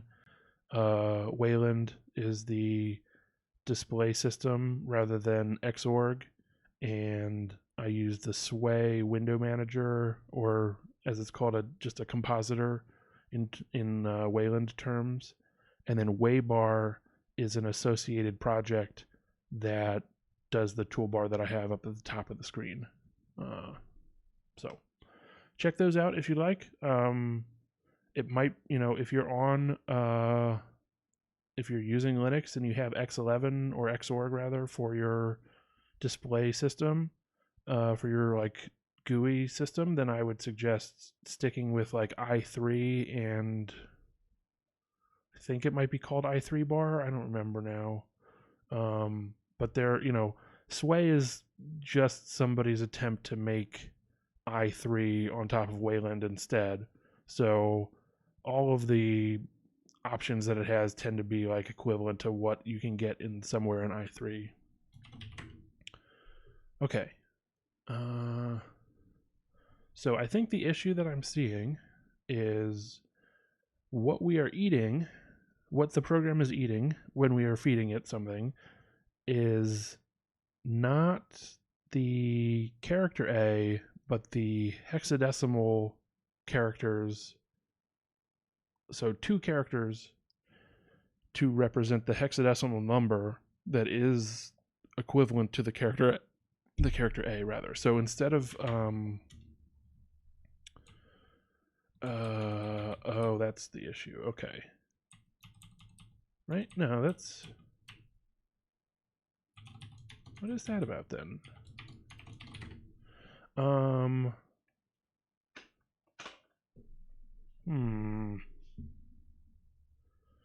feel like what we should be sending here is 32 A's. But we're sending 414141 or we're sending 41 32 times. So it's just an encoding issue. And I don't know why it is breaking. We're still getting that. Oh, no, you're right. I say you're right, but I was not wrong. It is actually sending all of those A's because 8 is showing us the hexadecimal of what we sent. But unfortunately, it cuts off before showing us the entire thing. So I don't have a way of seeing what I am sending that would be causing it not to work. All right.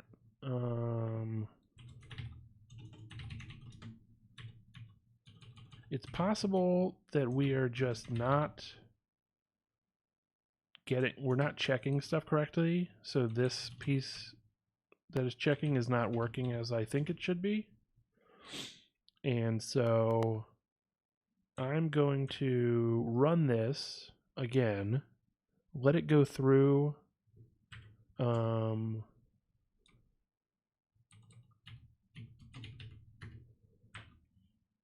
like all 256 times to try the second byte.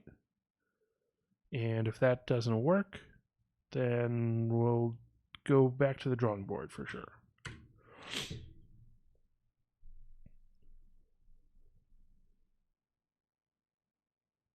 Yeah, okay, wait a second. So we did get this correct when we hit that one. Okay, so my thinking of what we're supposed to do, it seems to be, I have even more confidence now that this plan is going to work. But us checking the result for yum is not working. So I think maybe I need to say receive line S. Okay,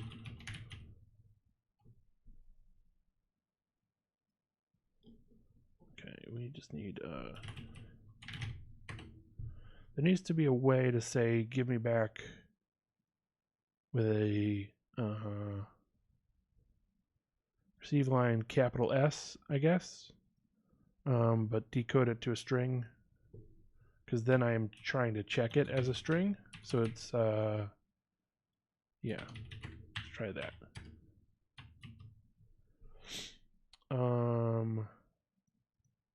But it's still saying bytes here, B and then that stuff. So why doesn't it like that?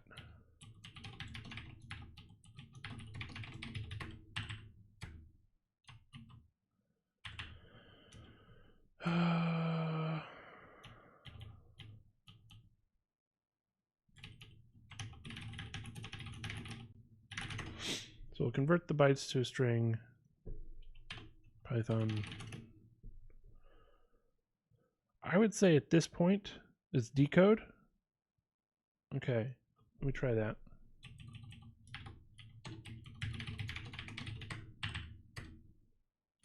Yeah, okay, thank you. I would say at this point, so many of the problems that I have with trying to do Python stuff, because like Python I'm almost exclusively using for writing like these exploit things. I would use the function they used, which I thought was this like receive line S thing. That seems like that's what it was intended for.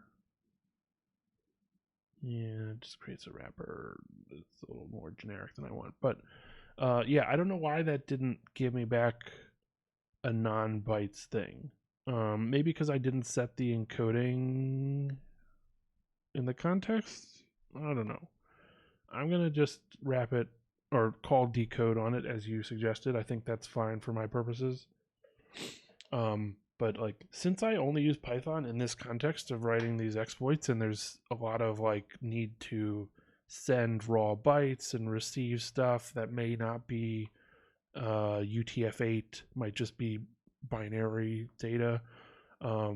most of the problems that I run into with Python are decoding, encoding issues that I'm just not used to how to deal with them in Python. Okay, so we took out the print res, and I don't think I need the print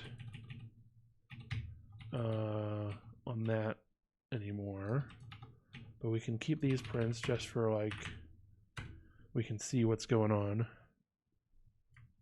You know what? I'm gonna put it on one line because it's a little spammy.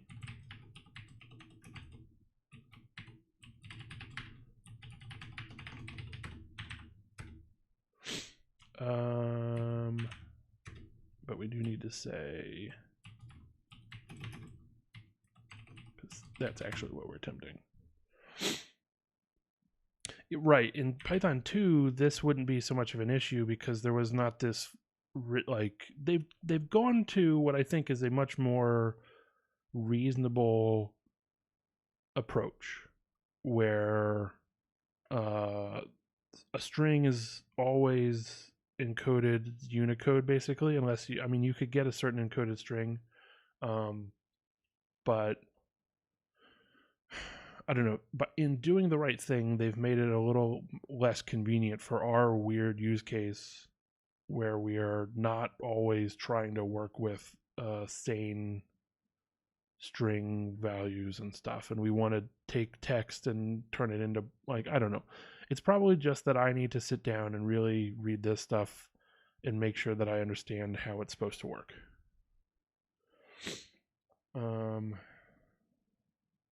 It looks like they have issues. They added it. I'm not sure what you mean by that, MySoCat. Or, sorry, MyAOCat. MayoCat? Meowcat? Is it Meowcat?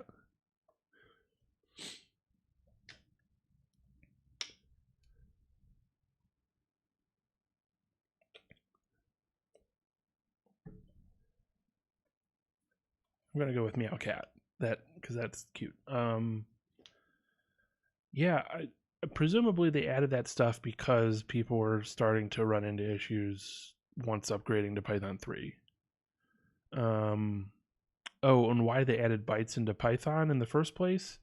I mean, maybe for speed purposes, but I think it really was because you needed to have a way to represent binary data, and the way that was done traditionally in Python was just,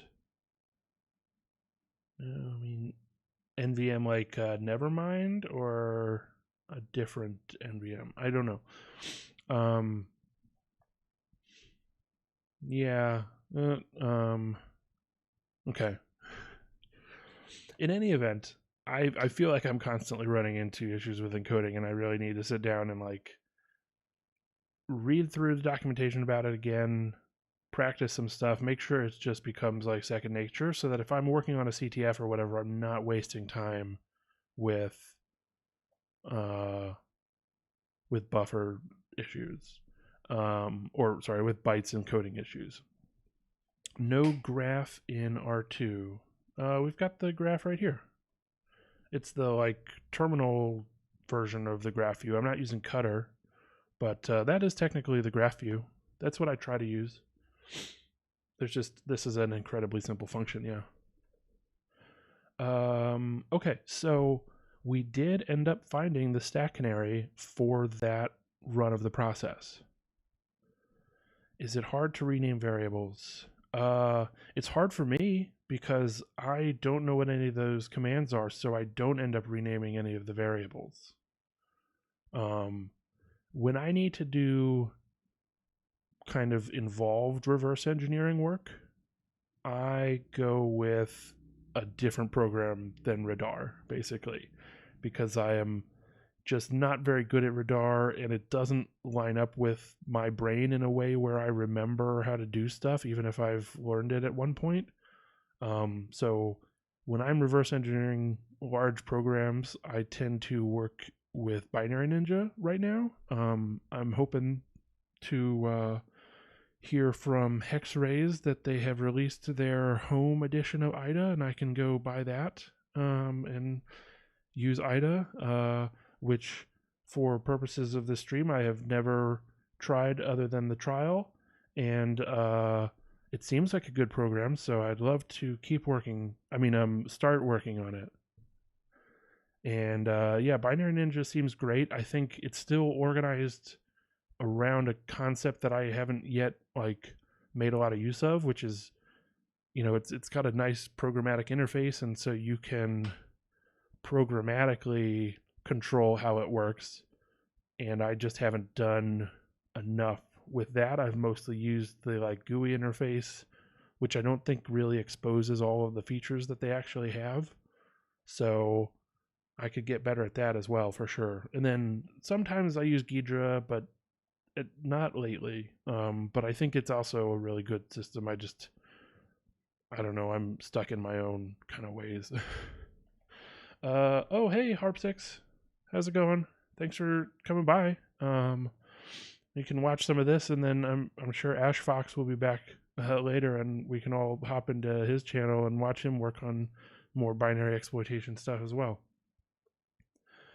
All right, so we've got this. Yeah, I hope it will get big too. I mean, it's like, people seem to be putting a lot of effort into expanding on it, and it's already started with a really good decompiler, which is for me at least, the like number one feature for why I would pop something into Ghidra is to just see what the decompiled results are. If Binary Ninja was for some reason proving not good enough for my purposes, and obviously, yeah, it's open source, so like it's really nice to have another option out there that's free. And my experience, I haven't actually looked at the Ghidra source code, but I've heard good things from people that have worked on like adding plugins to it and improving upon it, that it's a pretty decent code base. Whereas I was not thrilled with the architecture of the Radar code base, let's say.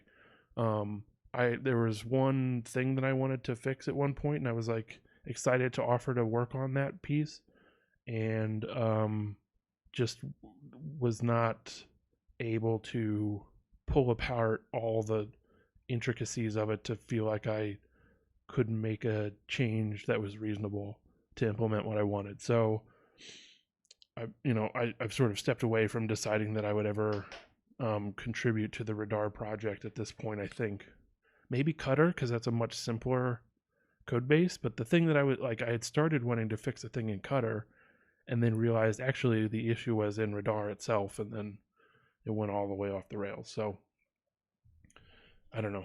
That's just like my own personal stance about code and my own feelings about code bases and all that kind of thing. Obviously not everybody shares my opinion, so hopefully they can get more people working on it, or everybody will just go over to Ghidra. I don't know. I don't love Java, but I wouldn't be like opposed to working on it. Yeah. I mean, R2 allows you to write all of your commands in a way that gives you like a machine processable output, and so you could automate stuff. It just, I don't know, that's even more beyond how I use it right now. I barely get by using it as is, with the very simplest, just exploring the code and reading through the assembly by hand. And then, actually automating some of the processes would be another layer beyond the next step for me. So maybe eventually I'll get there, but yeah, I think if I wanted to write a bunch of automation stuff, I might feel like Binary Ninja was the easier way to go, just because the interface would allow me to use programming languages that I am more interested in a little bit easier.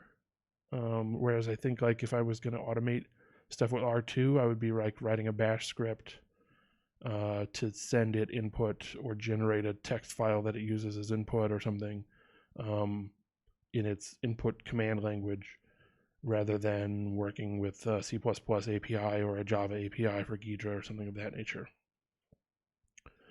Okay, so the So we have code that figures out the canary, and now that actually went a lot faster than I was expecting. So I think we can start working on building a ROP chain to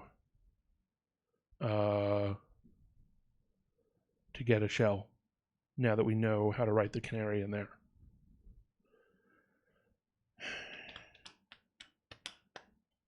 So the canary is at EBP minus C. And we write 4 bytes for the canary. So then we have an additional 8 bytes before we get to where we have pushed EBP, which is another 4 bytes. So beyond the canary, we need to write another C bytes before we are controlling the return pointer. I want to see what flags we have. Oh, right. We have all this stuff, but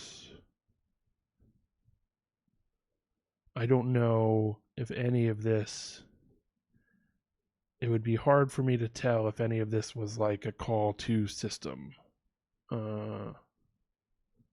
So I could just return into a particular function from the standard, from libc.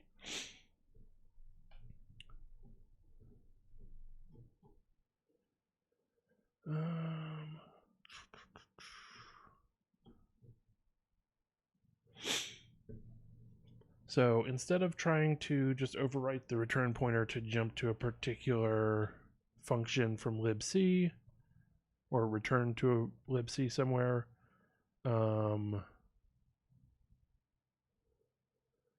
says functions in GDB. Well, I'll give it a shot, but I think the thing is, it's all of the symbols have been stripped, so I don't think it's going to know what the functions are.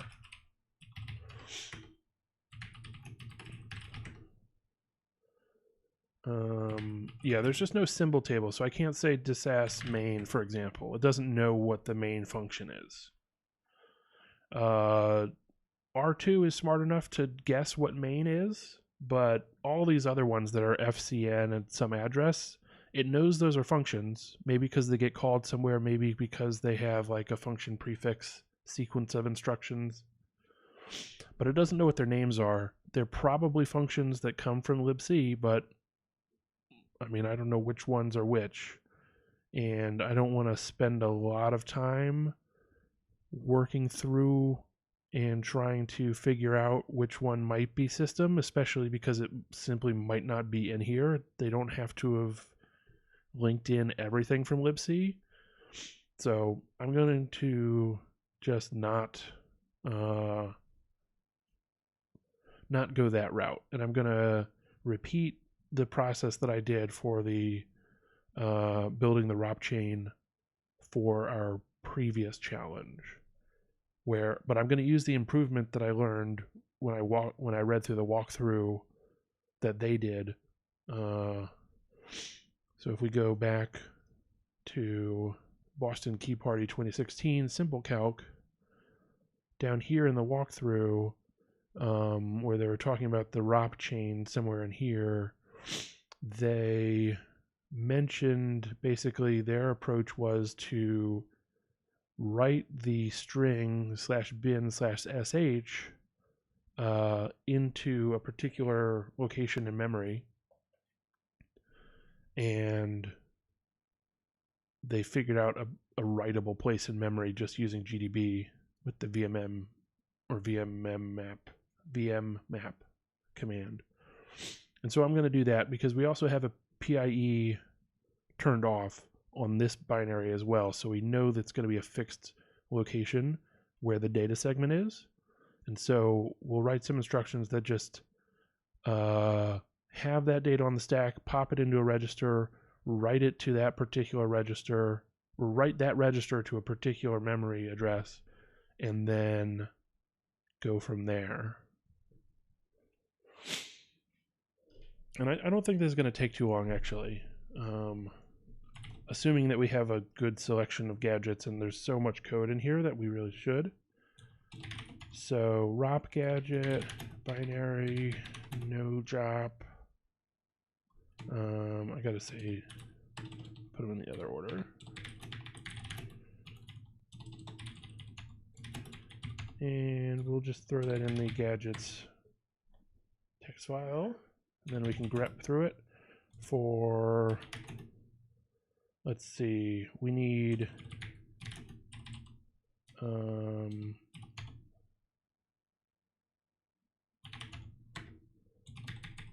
this stuff.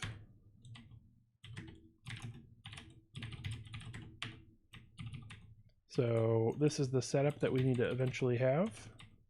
So we're going to need to have a pop to RDI, RSI, RDX, and RAX. So grep.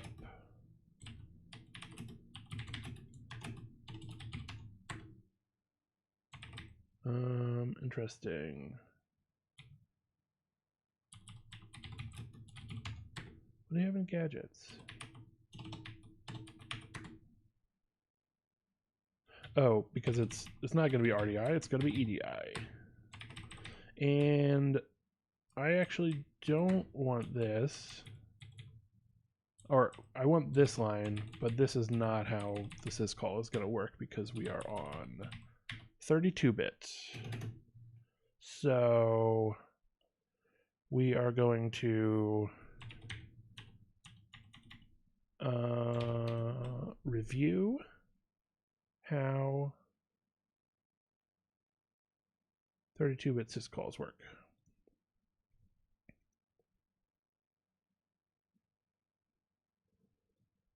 Everything is passed on the stack. Okay.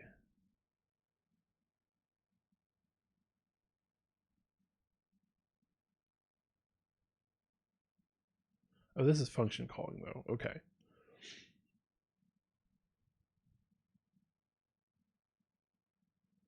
Why am I looking at function calls? Thought this was the system call. Yeah. 32-bit system call convention. Okay, that makes more sense. I thought we were using registers. EAX is going to be the syscall number. EBX, ECX, EDX, SI, DI. Okay, so we need these three, EBX, ECX, and EDX.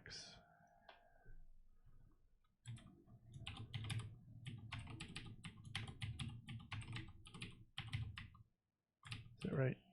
E is B, C, D. Okay.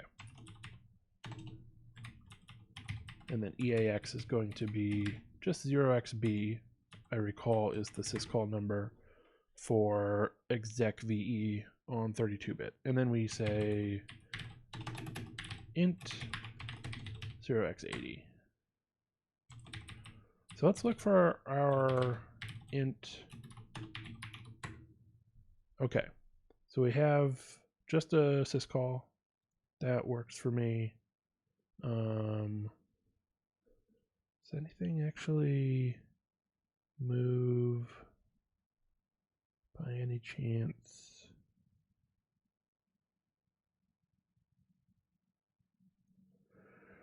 No,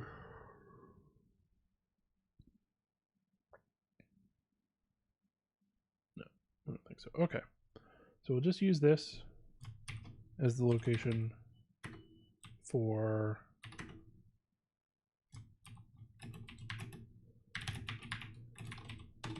start the syscall interrupt, or do the syscall interrupt. And then we need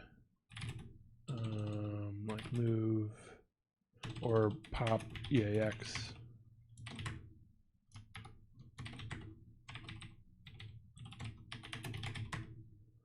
Okay, we've got a pop EAX ret.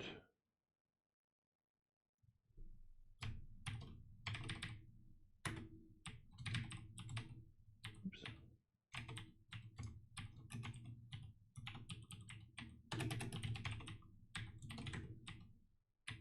All right, and we want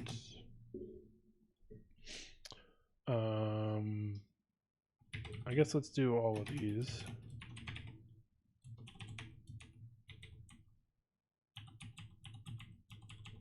but we're going to do some other stuff before popping into those registers, which will be setting up the string somewhere, and I'll figure that out in a second.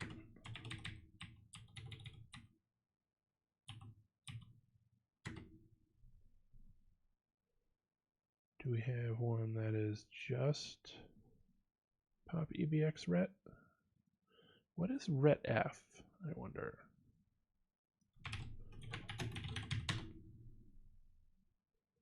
Since I keep seeing that. No?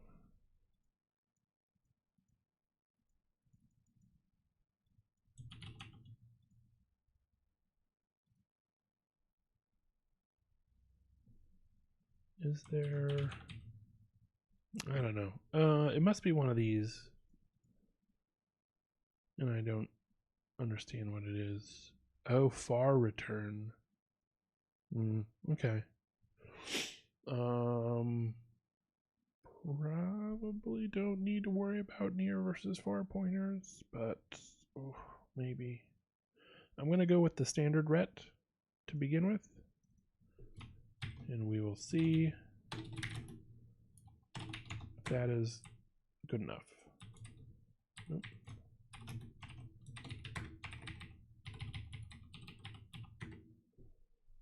Okay. Ooh, we don't have a just straightforward pop ECX.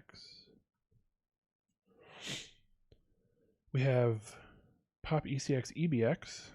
We can just use that, I guess, because we're going to do both of those. In fact, we have one that pops all three. Do we want to do that? Yeah, let's go with that, and then we'll see if we need to use some other gadgets, or what other gadgets we need for the bit where we are trying to get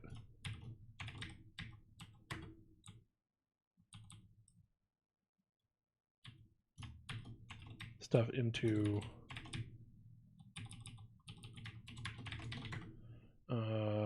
what is it? Trying to get stuff into memory. We're trying to write this string into memory somewhere. We will work that out, I guess, at this point.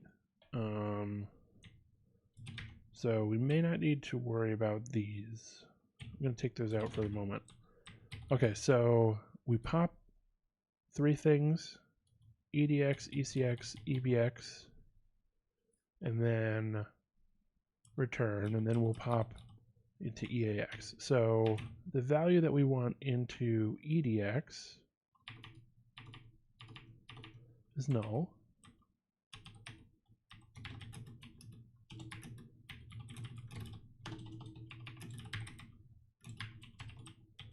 And the value that we want in ECX is also null. And then the value that we want in EBX is something.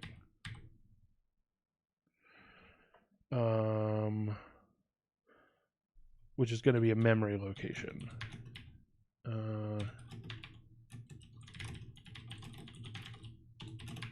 To be determined shortly. But before, we need to write to that memory location. And so we want something like move EAX, which I think is the,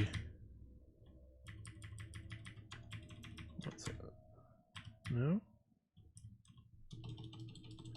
Move dword EAX. Dword pointer? There we go. Okay. So we can move some value from the EDX register into the memory location referred to by the EAX register. And that's really all we need. because we can pop the address into EAX, then do this move, then pop another address into EAX and do the move a second time, because we've got an 8-character string, including the null byte at the end, including the null terminator, and we've only got 4-byte registers, so we'll need to move it in 2 separate chunks, but that should be fine. We just repeat the same process. Okay, so let's use this one, and then we need to be able to pop something into EDX for the string content. And I believe EDX was not the register that we failed to find a pop for. No, we've got a pop EDX, so we're good. So let's, throw this in there.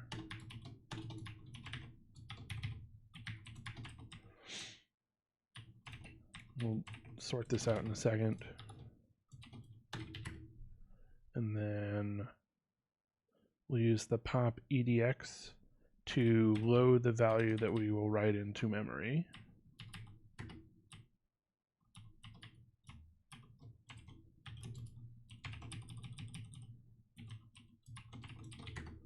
Okay, so the first thing we want to do is we'll return to this location out of the end of our checking the string function, or out of that feed me child process or whatever. We'll return to this. Basically, when we get to this return, go here, and then we'll pop that into EIP, and then stack pointer will point here. And so this needs to be the string for, do we want to do, we'll do the beginning part, I guess. So /bin. So I think we need to put this as n first. N is 6E, 69, 62, and then 2F. So 6E, 69, 62, 2F. So that's the value, and then when it's encoded in a little endian, we'll get it in the reverse order. Okay.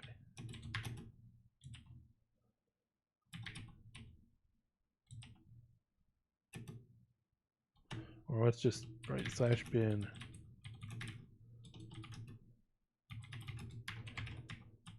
Okay, so that gets popped into EDX.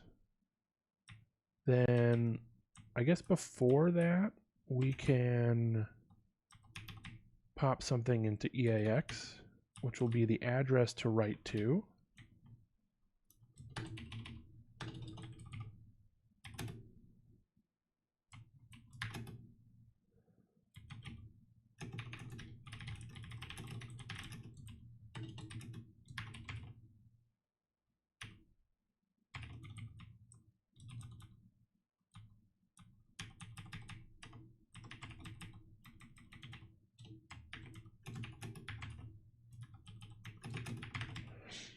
So the first things that we'll do are set up EAX so that it is the address that we want to write to for the first 4 bytes of our string.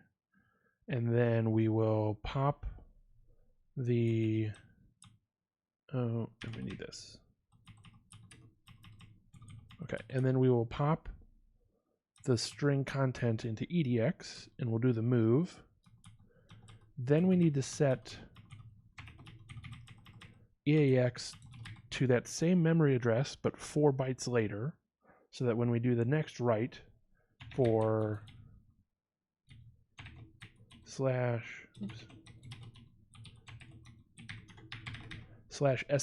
null byte, we will write it following /bin/sh. So we need 00, for the null byte. H is 68 and S is 73. And then another 2F. Okay. This feels all right. We need to figure out what adder should be.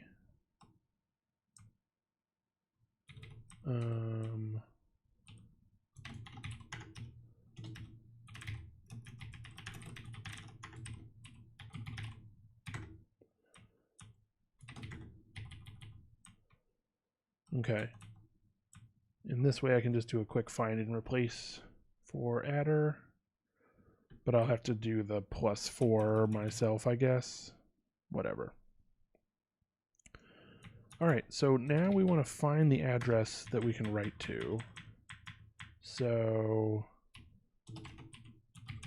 if we run GDB again, set follow fork mode child, and then put the breakpoint at the beginning of this function and just run it. Now, what do we have in the map? It is somewhere at this address, or somewhere in this address space. So if we do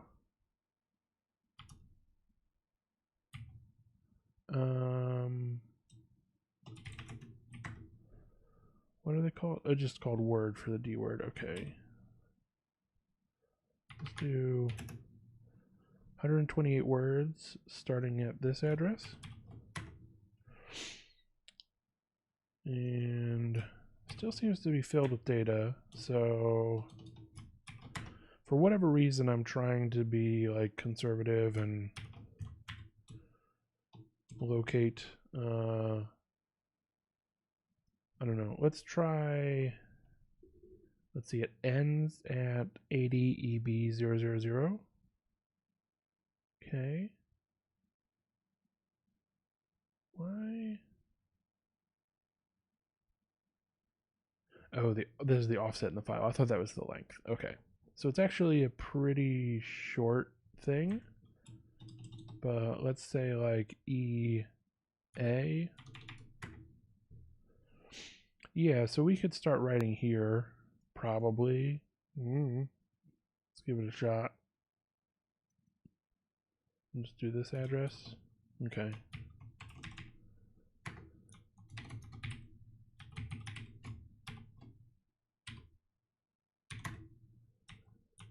Okay, and then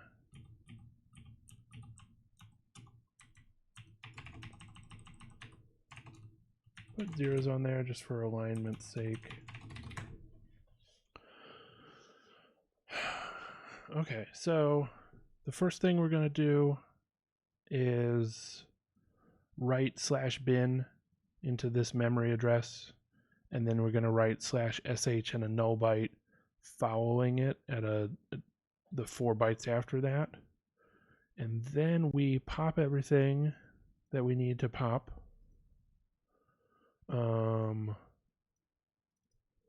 Put that address into EBX. And the last thing we want to do is actually pop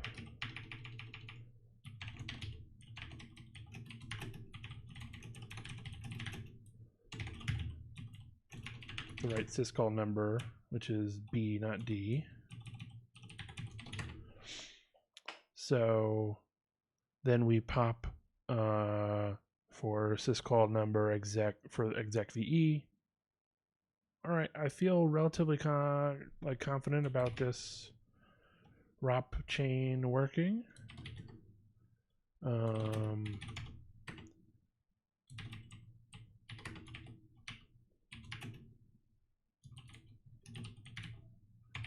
don't know why I'm putting a comment like that.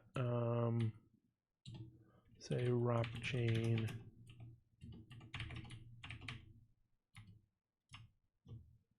Oops.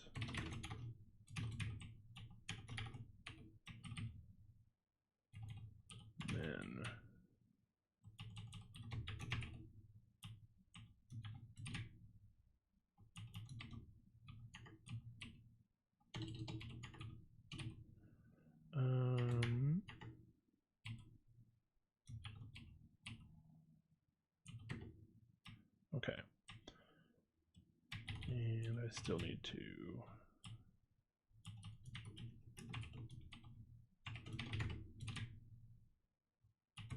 indent that. Okay, so we've got our ROP chain code set up,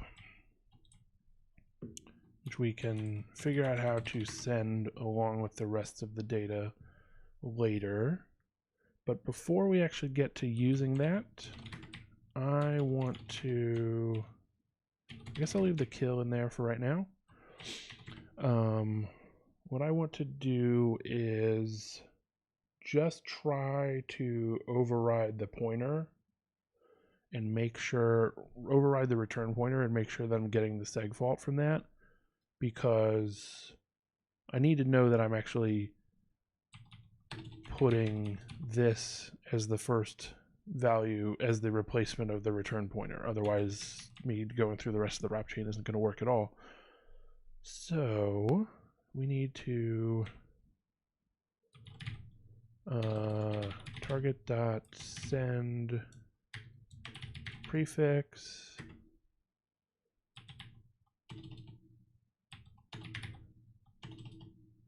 what do we say, target dot, I won't do a list comprehension.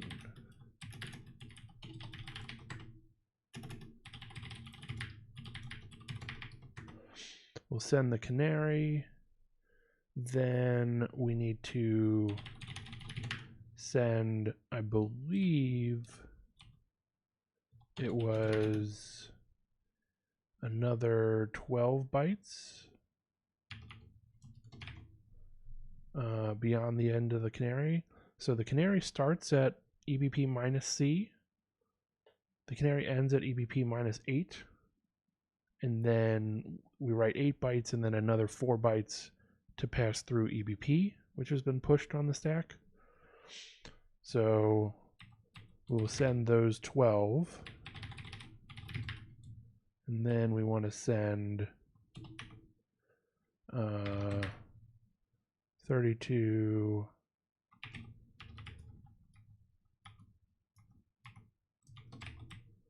just some garbage value basically. And that should seg fault.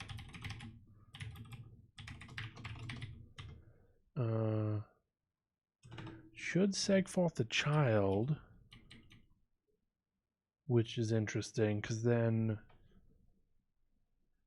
I don't know what to do with the rest of that.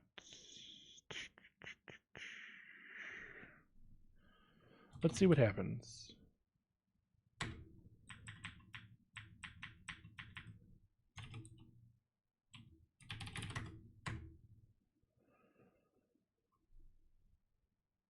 Probably take out the prints because now they're a little bit spammy if I know that it's working.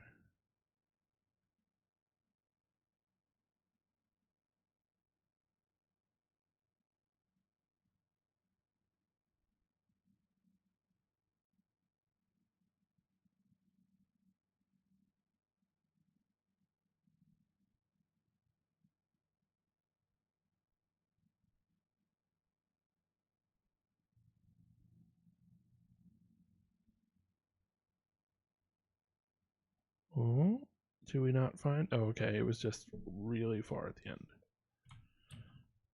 Okay, so, oops. Oh, that's what I should do. Is not receive all, but interactive. And we're going to take out the print for debugging purposes. I'll leave in the found next canary byte because I don't, why not? We'll get some measure of progress, basically.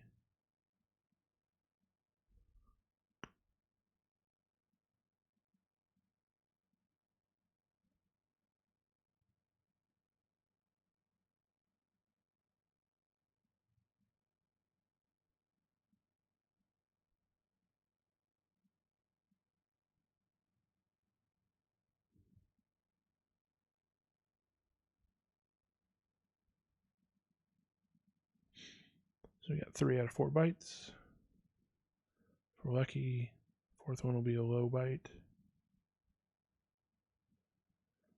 Okay.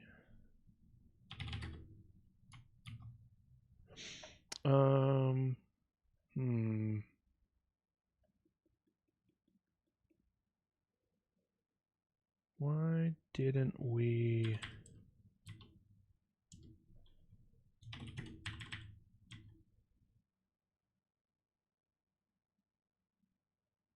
I just got child exit. Oops.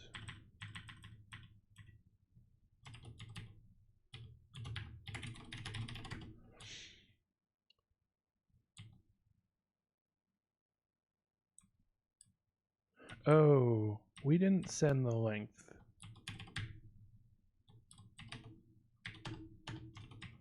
Okay. Fair enough. Now we don't want the +1 anymore. I could definitely clean up this code, get rid of some of the repeats of calling all of this stuff, but I'm going to let it go. Because I'm only going to use it until the exploit works. I think if I were writing some kind of proof of concept for a real exploit, I would try to make it a little bit more, I don't know, just cleaner code.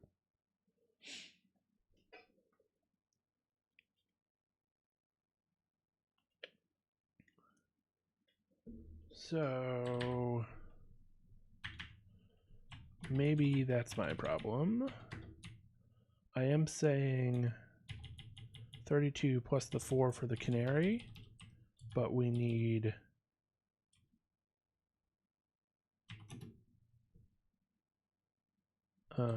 plus 12 for the postfix, and then 4 for the return pointer. So yeah, let's do it that way then.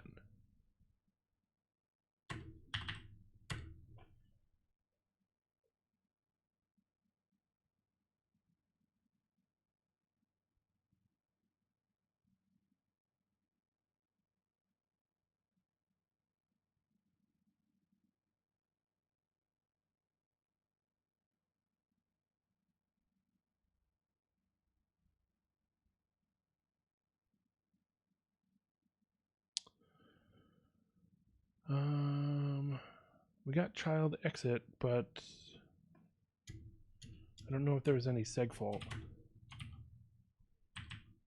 So this is gonna be like absurdly spammy.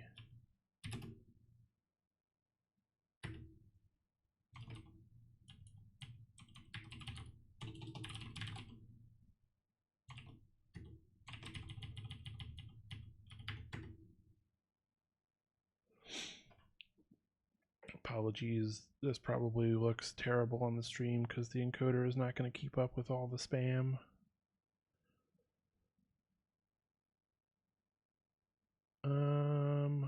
What do I want to do? I'm going to kill that. And can I say...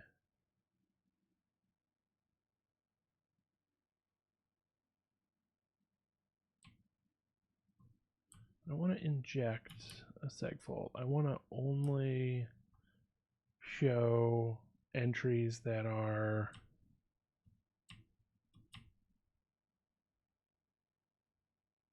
that resulted in a segfault, or I want to just show if there is a segfault and not show anything else.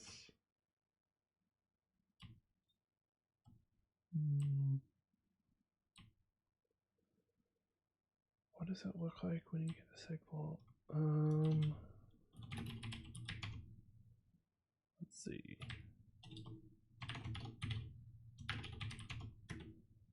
So we say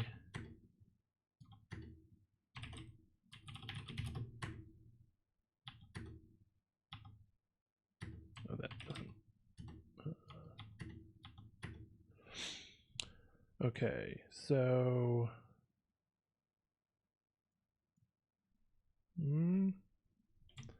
let me just Google for it because I don't know what the options are. I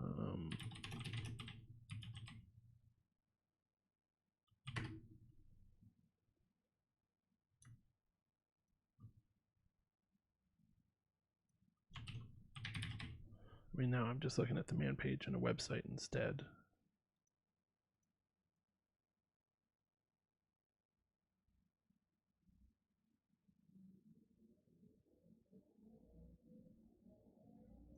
Right?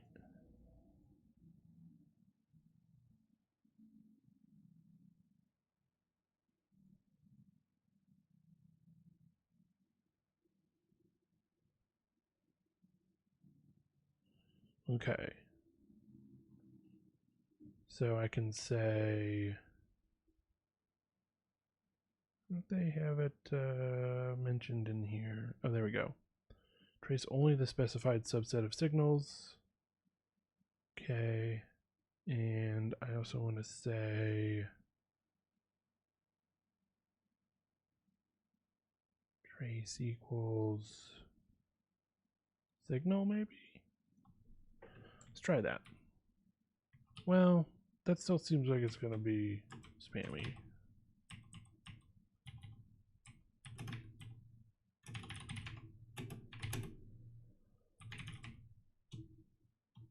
Do this. No. How spammy is that? Still pretty spammy.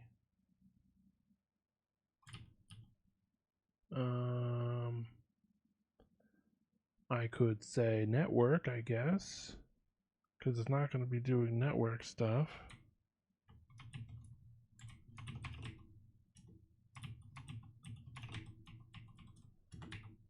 What have I done? Oh, I've messed up my terminal somehow. That's cool. Yeah, I don't get output anymore. And now I've killed the connection. Okay.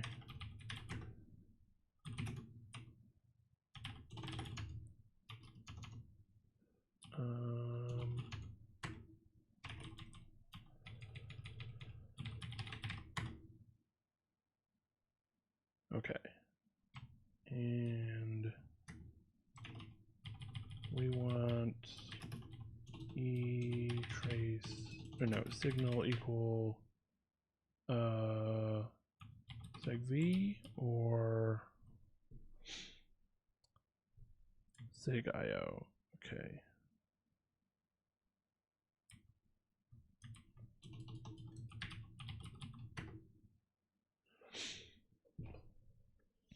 All right, that's about as unspammy as I'm willing to go. There's probably a way to quiet the messages about process attachment, but I'm not too concerned. Really what I want to see is that we get a seg fault at the end of this whole process.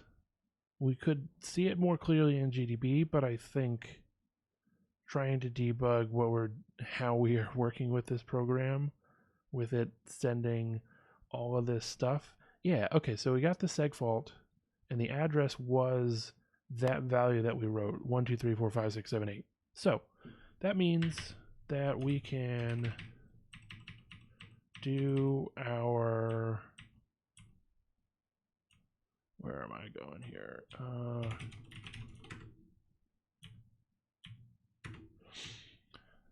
We can do our ROP chain. Sweet. So we'll do interactive at the end. This sends the whole stuff before the ROP chain. And then we go for dword in ROP chain. I don't know. We're going to target.send p32 dword. And we need to figure out the length. So maybe I should set the ROP chain up earlier.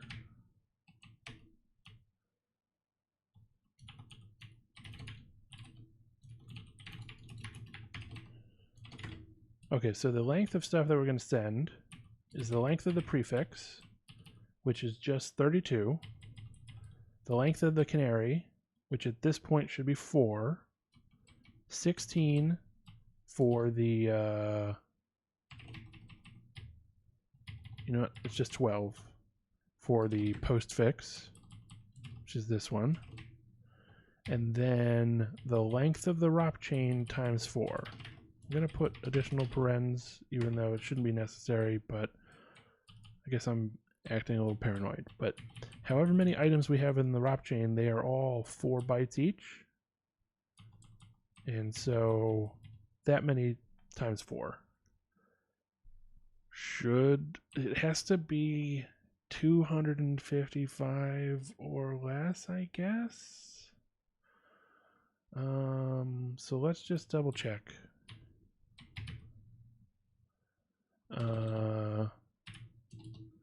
Exploit len is this value.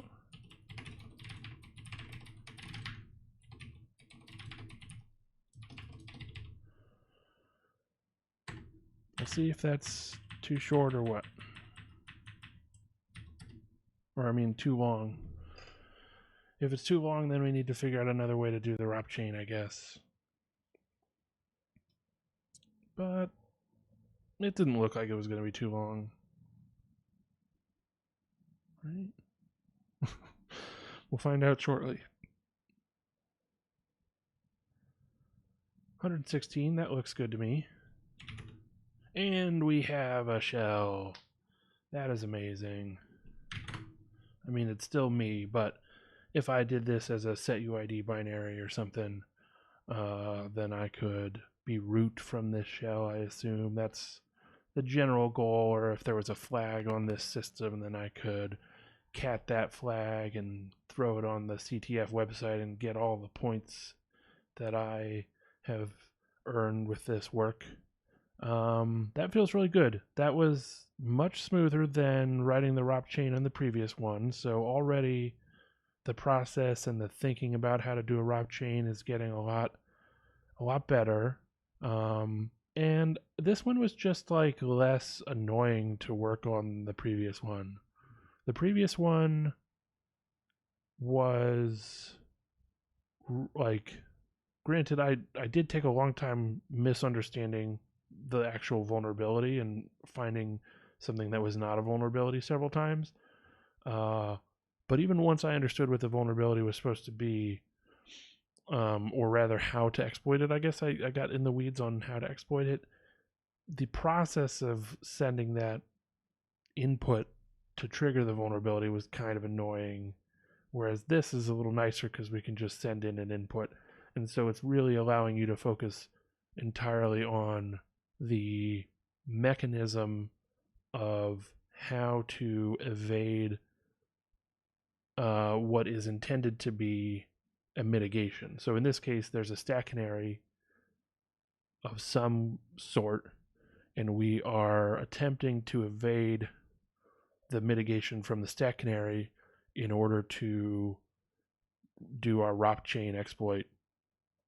And they didn't put any other barriers in the way to actually accomplishing that once you sort of figured out that's what you needed to do.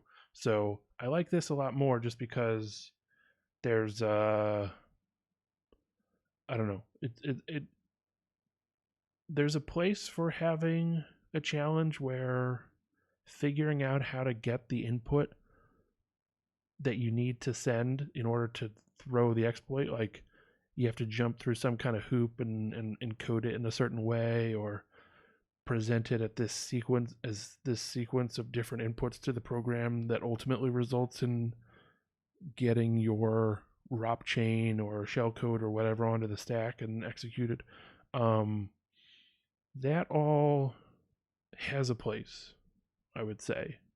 And and it can be a little more annoying, especially if there's other elements to it that are maybe what you should be practicing or learning from. But the reality is, if you're trying to do a exploit for a real world program, it's very unlikely that program has a bit of code that just says read an arbitrary number of bytes from standard in. Maybe it'll read from a file or something, and then it's going to probably take a arbitrary sequence of bytes.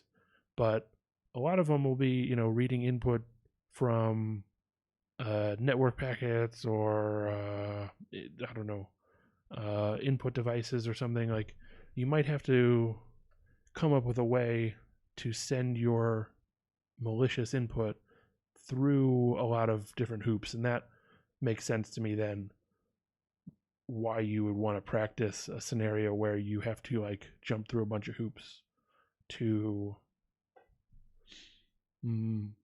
be able to get the exploit off, even if you know what the exploit needs to be.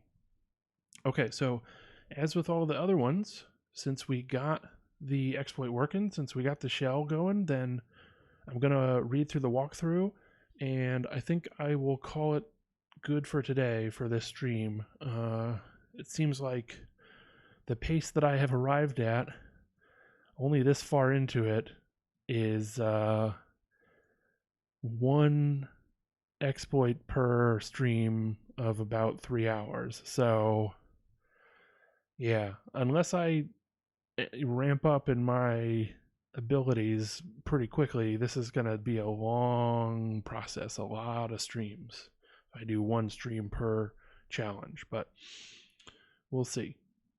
Okay, so reading through their walkthrough, DEF CON Quals 2016 Feed Me. This is based off of a Raytheon SI Govs talk. Okay. I don't know what SI Govs is, but I guess maybe it's a conference. Yeah. Let's take a look at the binary. So they run it in checksec, and they run file, and then they run the program, and see they get some output. Interesting. Okay.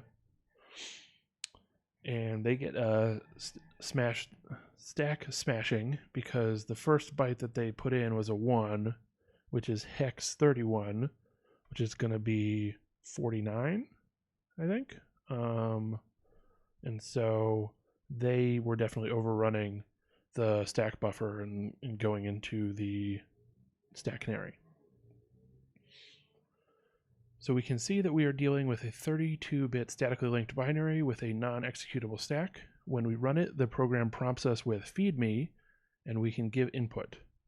We also see that we are able to overwrite a stack canary, so we probably have a stack buffer overflow somewhere. In addition to that, when it detected that the stack canary was overwritten, it terminated the process, however continuing to ask us for input. The binary is probably designed in such a way that it spawns child processes, which is where we can scan in the input and overwrite the stack canary. That way, when the program sees that the stack canary has been edited and terminates the process, the parent process spawns another instance and continues asking us for input. Also, one more thing, the reason why PwnTools says it doesn't have a stack canary is because PwnTools looks for a libc call that, due to how it was compiled, isn't made. Yeah, okay, that makes sense as to why we were seeing no canary found. It's just the mechanism that they use to search for whether or not stack canaries are enabled in the compiled output was not triggered by the way this binary works, even though it effectively has the mechanic of a stack canary in there, because that's what we had to mitigate. Or that's the mitigation we had to avoid. All right, so reversing, looking for references to the string feed me, we find this. So they went through the same route that we did because the symbols in this binary have been stripped. So we didn't have any obvious place to find the code that was related to how the program works, or to find the code that is most relevant to what we were looking for in terms of exploiting and finding the vulnerability. And they did the same thing that I did, which is like, well, we saw this output where it said the words feed me. So most likely there's going to be a string in there and a reference to that string. And that's like, one of my core techniques when reverse engineering some kind of program is look for the strings which are, meaningful text in English or whatever language I happen to know. I really only know English, but if you know another language and the program has text in that language, you can use the same technique for that. And find places where that string is referenced in the code. It's certainly possible to develop code that where those strings are referenced is not actually particularly connected to where the logic that says now display this string is located. Like if you had some check for if you have a license key installed or something, and then you display a pop-up with some text about like, hey, this software is unlicensed. Like the code that does the pop-up might be in a completely different location than the check for whether or not you actually have the license, but on some level they need to be connected, and so it's at least a good starting point, and then you might have to work back quite a ways to get to the code that you're actually interested in. But if you don't look for the strings, you are starting with you aren't going from anywhere. So looking in the binary for strings that seem relevant to what you are looking for is a really great way to go when you are beginning reverse engineering a program. And not just as a beginner, but I'm sure any experienced reverse engineer would say, yeah, that's one of the first things I do. Okay, so they find this code, they've decompiled it with Ghidra, and we see it puts a canary there. It calls puts, and then reads in some memory, I guess. Does another call that we never really understood what that did, but I stopped caring at some point. I think this is probably what generates give me the first 16 hex, the first 16 bytes as hex, and then put ... after them, because that's what gets print out after 8.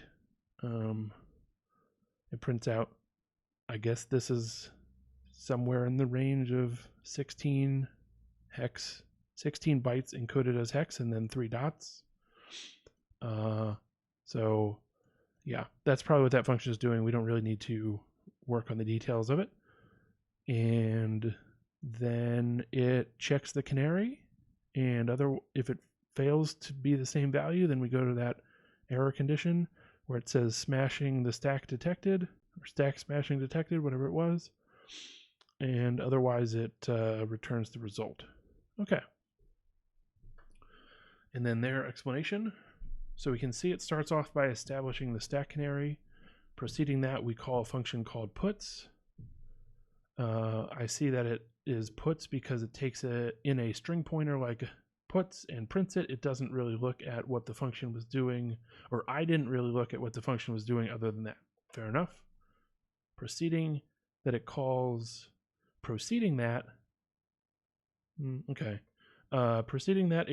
getInt function, which prompts the user for input and returns the first byte of the input as an integer. Proceeding that, we can see that the function scan in memory is called. The arguments for that are input and size. Using a bit of dynamic analysis, we can see that the amount of bytes that scan in memory is equivalent to size. Okay. Again, I think what they're saying is we read the first byte, we use the value of that byte as an integer as the size of additional data that we will read from standard in and put on this stack buffer. So anywhere from 0 to 255. Also, dynamic analysis also tells us that function, whatever that address, just returns a pointer to 16 bytes of our input. Let's look at this in GDB. First, we set GDB to follow child process on forks, since that is where our code is ran.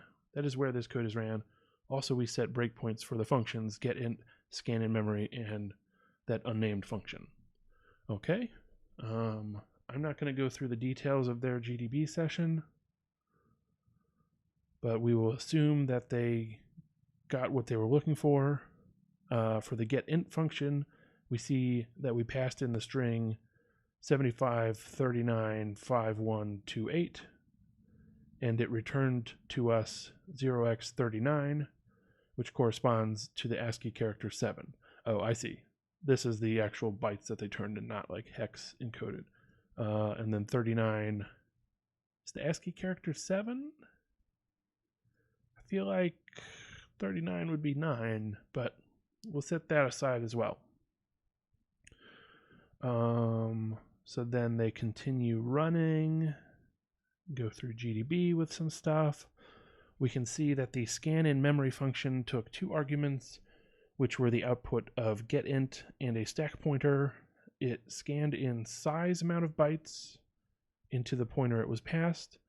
Also, even though the function was passed 0x37 as a size, so it's probably just a typo above, I gave it 0x38 bytes worth of 0 characters just to lend more evidence to how I thought this worked. Okay, so they provided more input than they figured the program was going to actually consume, just to verify that that's actually what was happening.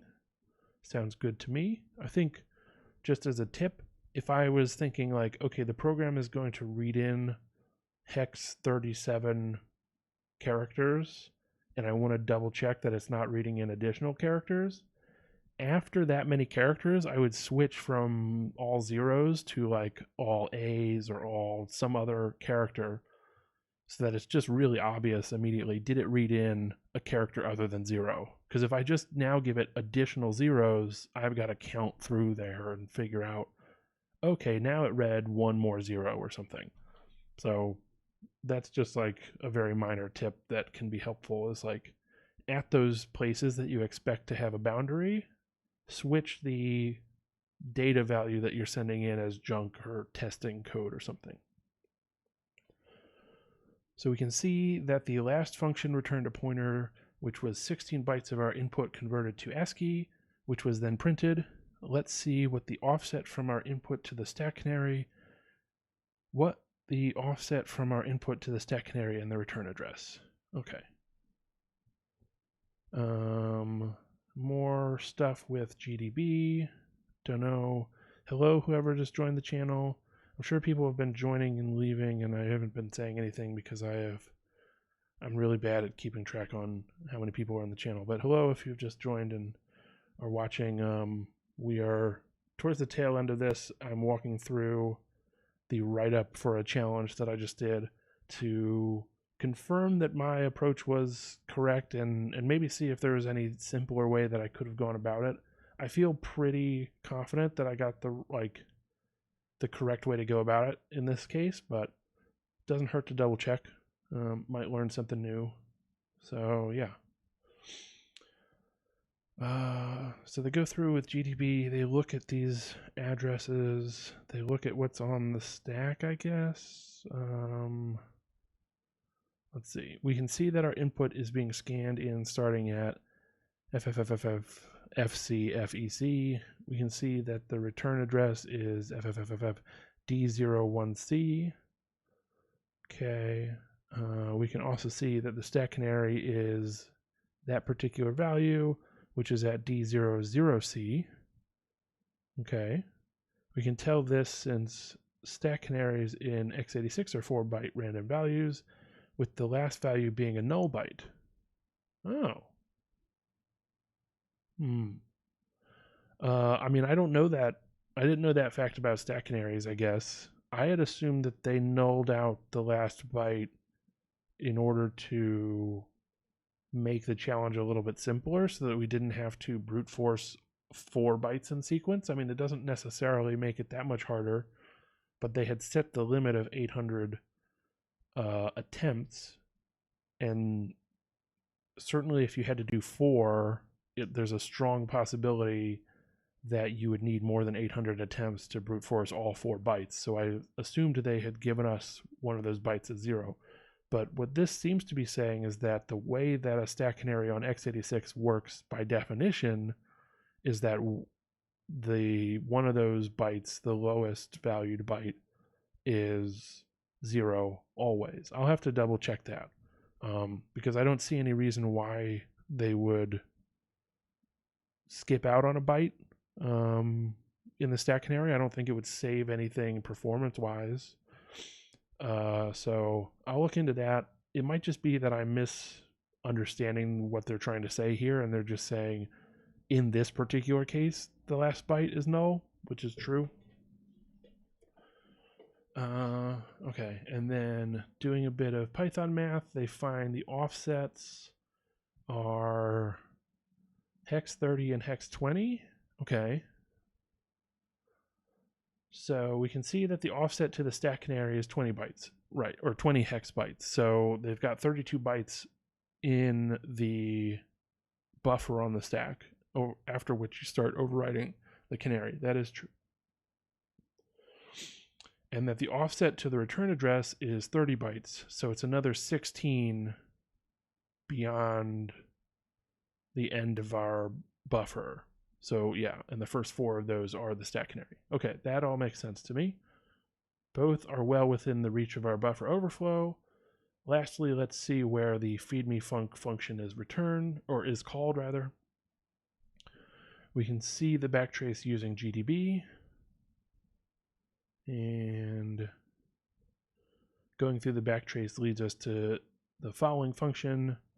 And this is the one that was called child exit, I think, by Radar. So I guess there wasn't actually a symbol for that function, and Radar was just trying to guess a name for it, based on maybe this string being used in it.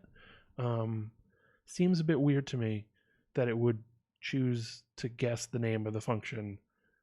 But, you know, I've seen weird things from Radar before, so let's assume that's what it was doing. But yeah, this is the loop that forks and calls the function that has the buffer overflow vulnerability.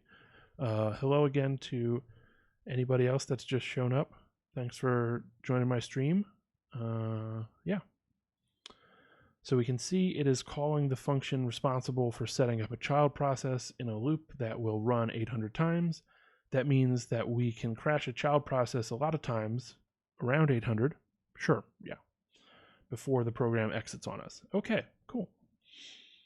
So then exploitation section, we have a stack canary. So we have the ability to overwrite the return address. The only thing stopping us other than NX, so with the NX bit set, we cannot execute anything that's on the stack. So, and in general, we can't have any segment which has read-write permissions as well as execute permissions. So we can't just write our shellcode into the binary. So that's why we had to do the ROP stuff. But in addition to that, we have the stack canary, which is what they're saying. However, we can brute force it. Thing is, all of the child processes will share the same canary. Yeah, so I didn't go into this at the time, but this is really a mechanic, and this is probably what the talk was about. If they mentioned the Raytheon SI govs, I guess I can do a quick search for that. So there was a talk, presumably at a conference. Who knows when it actually was and what the name of that talk was. They don't link to it or anything.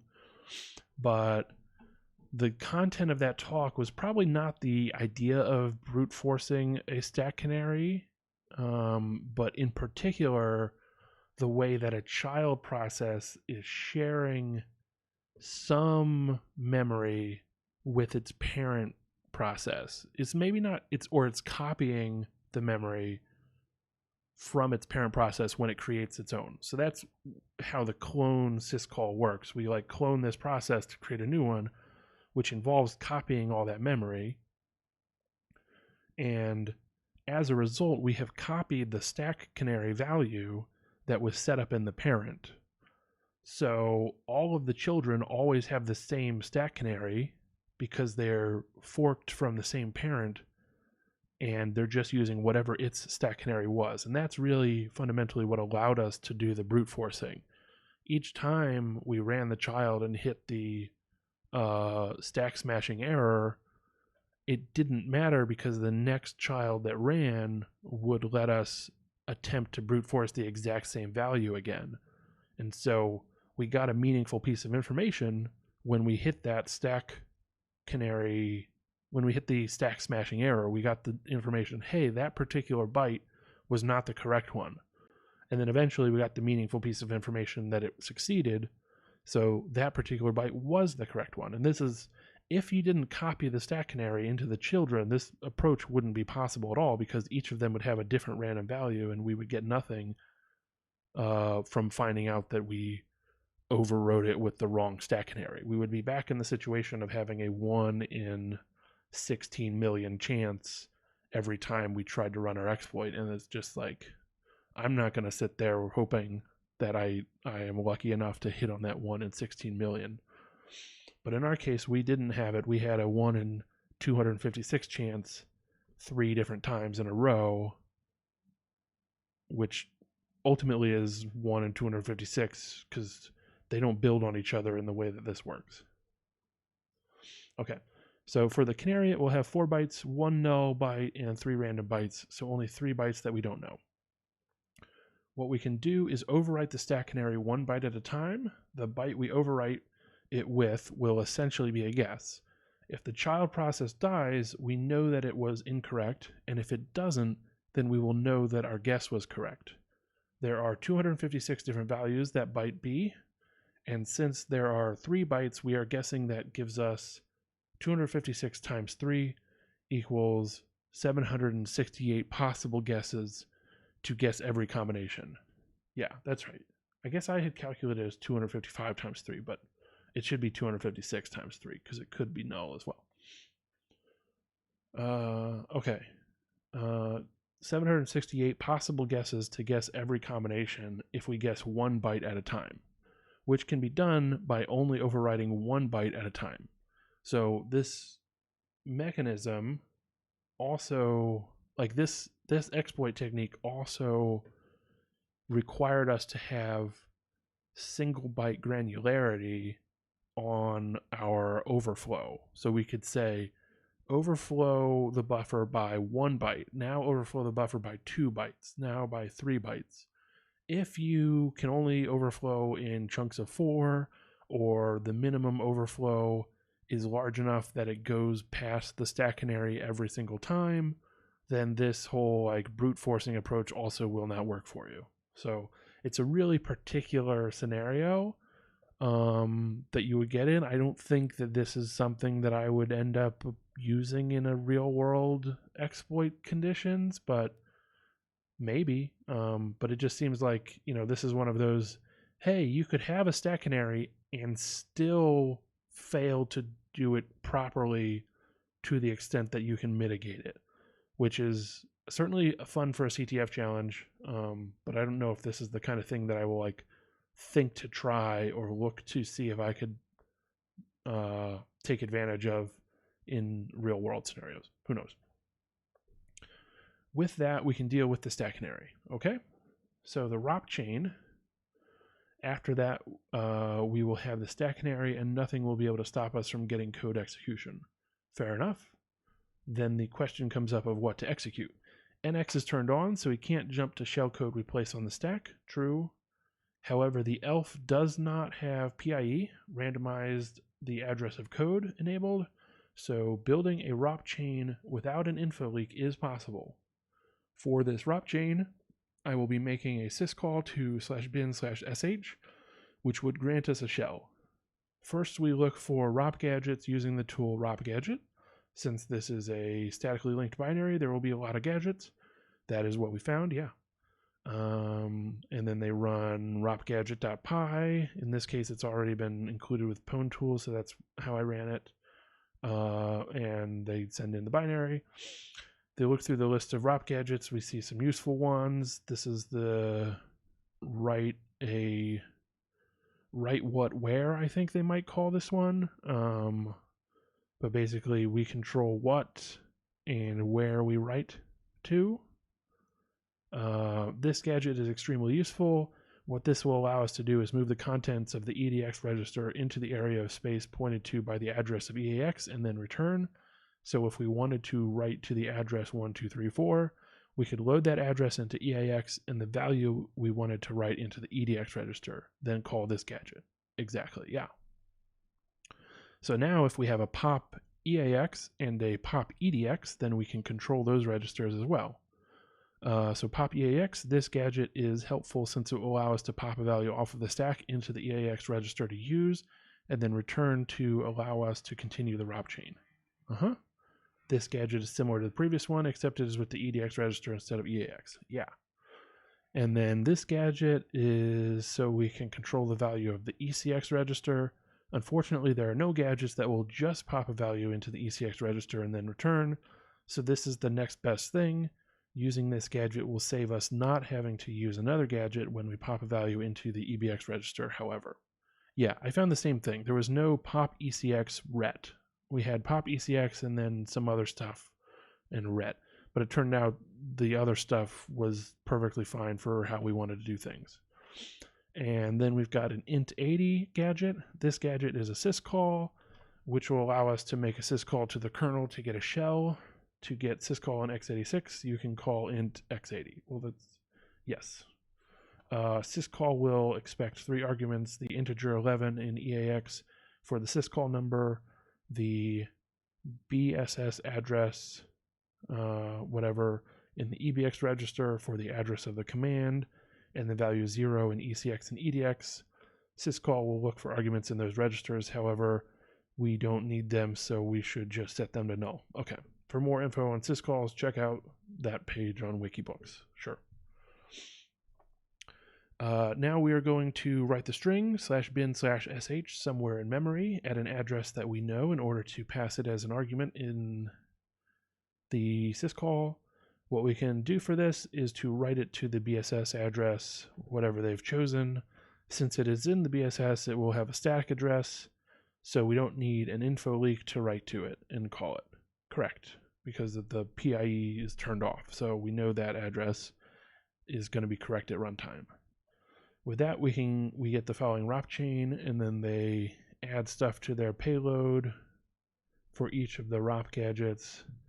It's all good to me. And then their exploit, they have a bunch of Python code, which basically goes through, it has for loop, which we did as a while loop, then the for loop of actually try a single byte. They send the info with the prefix and the known canary and their attempted canary byte. And if they just receive everything until it says child exit, basically. And if the string yum is in there, then they know they got the correct thing. So they update their known canary value, break out of the inner loop, and go on to try to crack the next byte of the canary. Otherwise, they say move on to the next value in the canary. Sounds good to me, or the next guess, basically. And then when they're done, they return the complete canary value. And then this all is, once we know the canary, I see, right. They've written the crack the canary as their own function. So what actually runs is we start the process, we crack the canary, then this code is all setting up to actually deploy the exploit. And we have the prefix with the canary value, then the postfix of 12 bytes, and then our ROP chain send all of that. First we send the length of the input because we need that 1 byte in the beginning, and then we send the ROP chain itself, and we call interactive, and we've got the shell. And yeah, just like that, we popped a shell. Cool. So other than finding out that maybe a stack canary on x86 is always 3 bytes of random data and 1 null byte, which I'll have to look into, there wasn't anything different or new in the approach that they took. So I feel really good about how I was able to get that going. And I think I will call it here because that I guess took me like half an hour to read through their walkthrough. Yeah. Next up on the next stream will be DEF CON Qualifiers 2019 Speedrun. I mentioned it on some of the other streams, but I remember I did a little bit of stuff in the DEF CON Qualifiers for 2019, but I didn't do any of the speedrun challenges because they were coming from the name speedrun, like you only got points if you ended up doing them very quickly, and I knew that I was not at a level of like pwnable experience to be able to do them that quickly. So I just skipped all of that stuff. But it'll be nice to work on one and see just how long it still takes me, because I think these were intended to be like, see if you can get this in half an hour or less. And I remember hearing at one point in some of the like after the competition was over that somebody had gotten one of them in maybe like 5 or 10 minutes or something, like super crazy fast. So I know that I won't be that fast. I'll be happy if I get it in an hour or less, basically. So we'll see. But that will be on the next stream, I'd say. And before we end it, I want to just remind everybody of what I said at the beginning of this stream. If you're interested in this stuff and you want to try some challenges, especially if you have some experience already, then you probably know about it. But right now, the DEF CON qualifiers for 2020 is going on, or DC 28, DEF CON number 28. The qualifiers are happening. If you somehow do really well, I mean, I say somehow, but like if you have the experience level and to be able to succeed really well at these challenges, then you get an invite to the DEF CON CTF. I think you're going to want to be on a team for that, because it's just, you know, you're competing against other teams. So if you're somebody like George Hotz or something, you know, maybe you can rack up enough points as a solo player. But certainly for me, I'd be happy to get one or two of these throughout the whole thing. Not a chance that I would be able to get enough points to get an invite. And then even if I did get an invite, what would I do as my own, as an individual at DEF CON CTF? Like, I would say, no thank you, give it to somebody else, please, and let them compete, because I'm not going to do well at this thing. But I did get to see the people competing on it last year, what may be the last in-person DEF CON of 2019. It was a lot of fun to see the teams of people from all over the world doing just like expert level hacking, and it was really impressive, even though you can't really get a lot of details standing around and watching the scoreboard and stuff, because it's very secretive, and even if I could see the details, I doubt I would understand a lot of what they were doing. So yeah, but if it never hurts to give it a try. Like, I was able to get one of the challenges from last year's DEF CON qualifiers, and it was the intro challenge. So like, start with the first one, and maybe that'll be easy enough to solve, and it still feels good getting it, even if the later ones quickly ramp up to a difficulty level that is beyond you, or was beyond me, for example. So just wanted to put that out there. And then, as always, if you go to hamled.dev, HAMLED.dev, that's my website, which is just a redirect to my GitHub page at the moment. So if you want to reach out to me for some reason, you have my email address on here, hamled@hamled.dev. You can send me an email, old school style, or you can follow me or just reach out to me on Twitter, which is hamled online. So HAMLED online. And just send me a tweet, or if you want to follow me, I'll try to follow you back. I do follow way too many people already, but I'll walk through that list of follow accounts and get rid of somebody to follow you instead if you want. So yeah, you can feel free to reach out to me. Good comments, bad comments, it's all good. And I think that's everything for the stream today. Thank you to the people that are in here watching. Thank you to everybody that stopped by and talked to me in chat. I really appreciate it. I've been getting a lot more engagement than I anticipated because I know that I'm doing a very niche thing and I'm not like set up as a very streamer audience oriented kind of thing. But if you are enjoying watching this, then I'm glad that I've been able to provide you something to enjoy, and I'm happy to talk with you if you'd like to. And last thing, thank you to Maxim486 for the follow. I do appreciate it. All right, I'm going to close the stream. There's a chance that OBS is going to crash because it tends to do that if I don't open it up in the last 30 minutes or so. So if this is the last thing you hear, just know that this is the stream ending, and I'm just sort of rambling on so that there's enough time before the stream ends that the audio doesn't cut off randomly in the middle of one of my earlier sentences.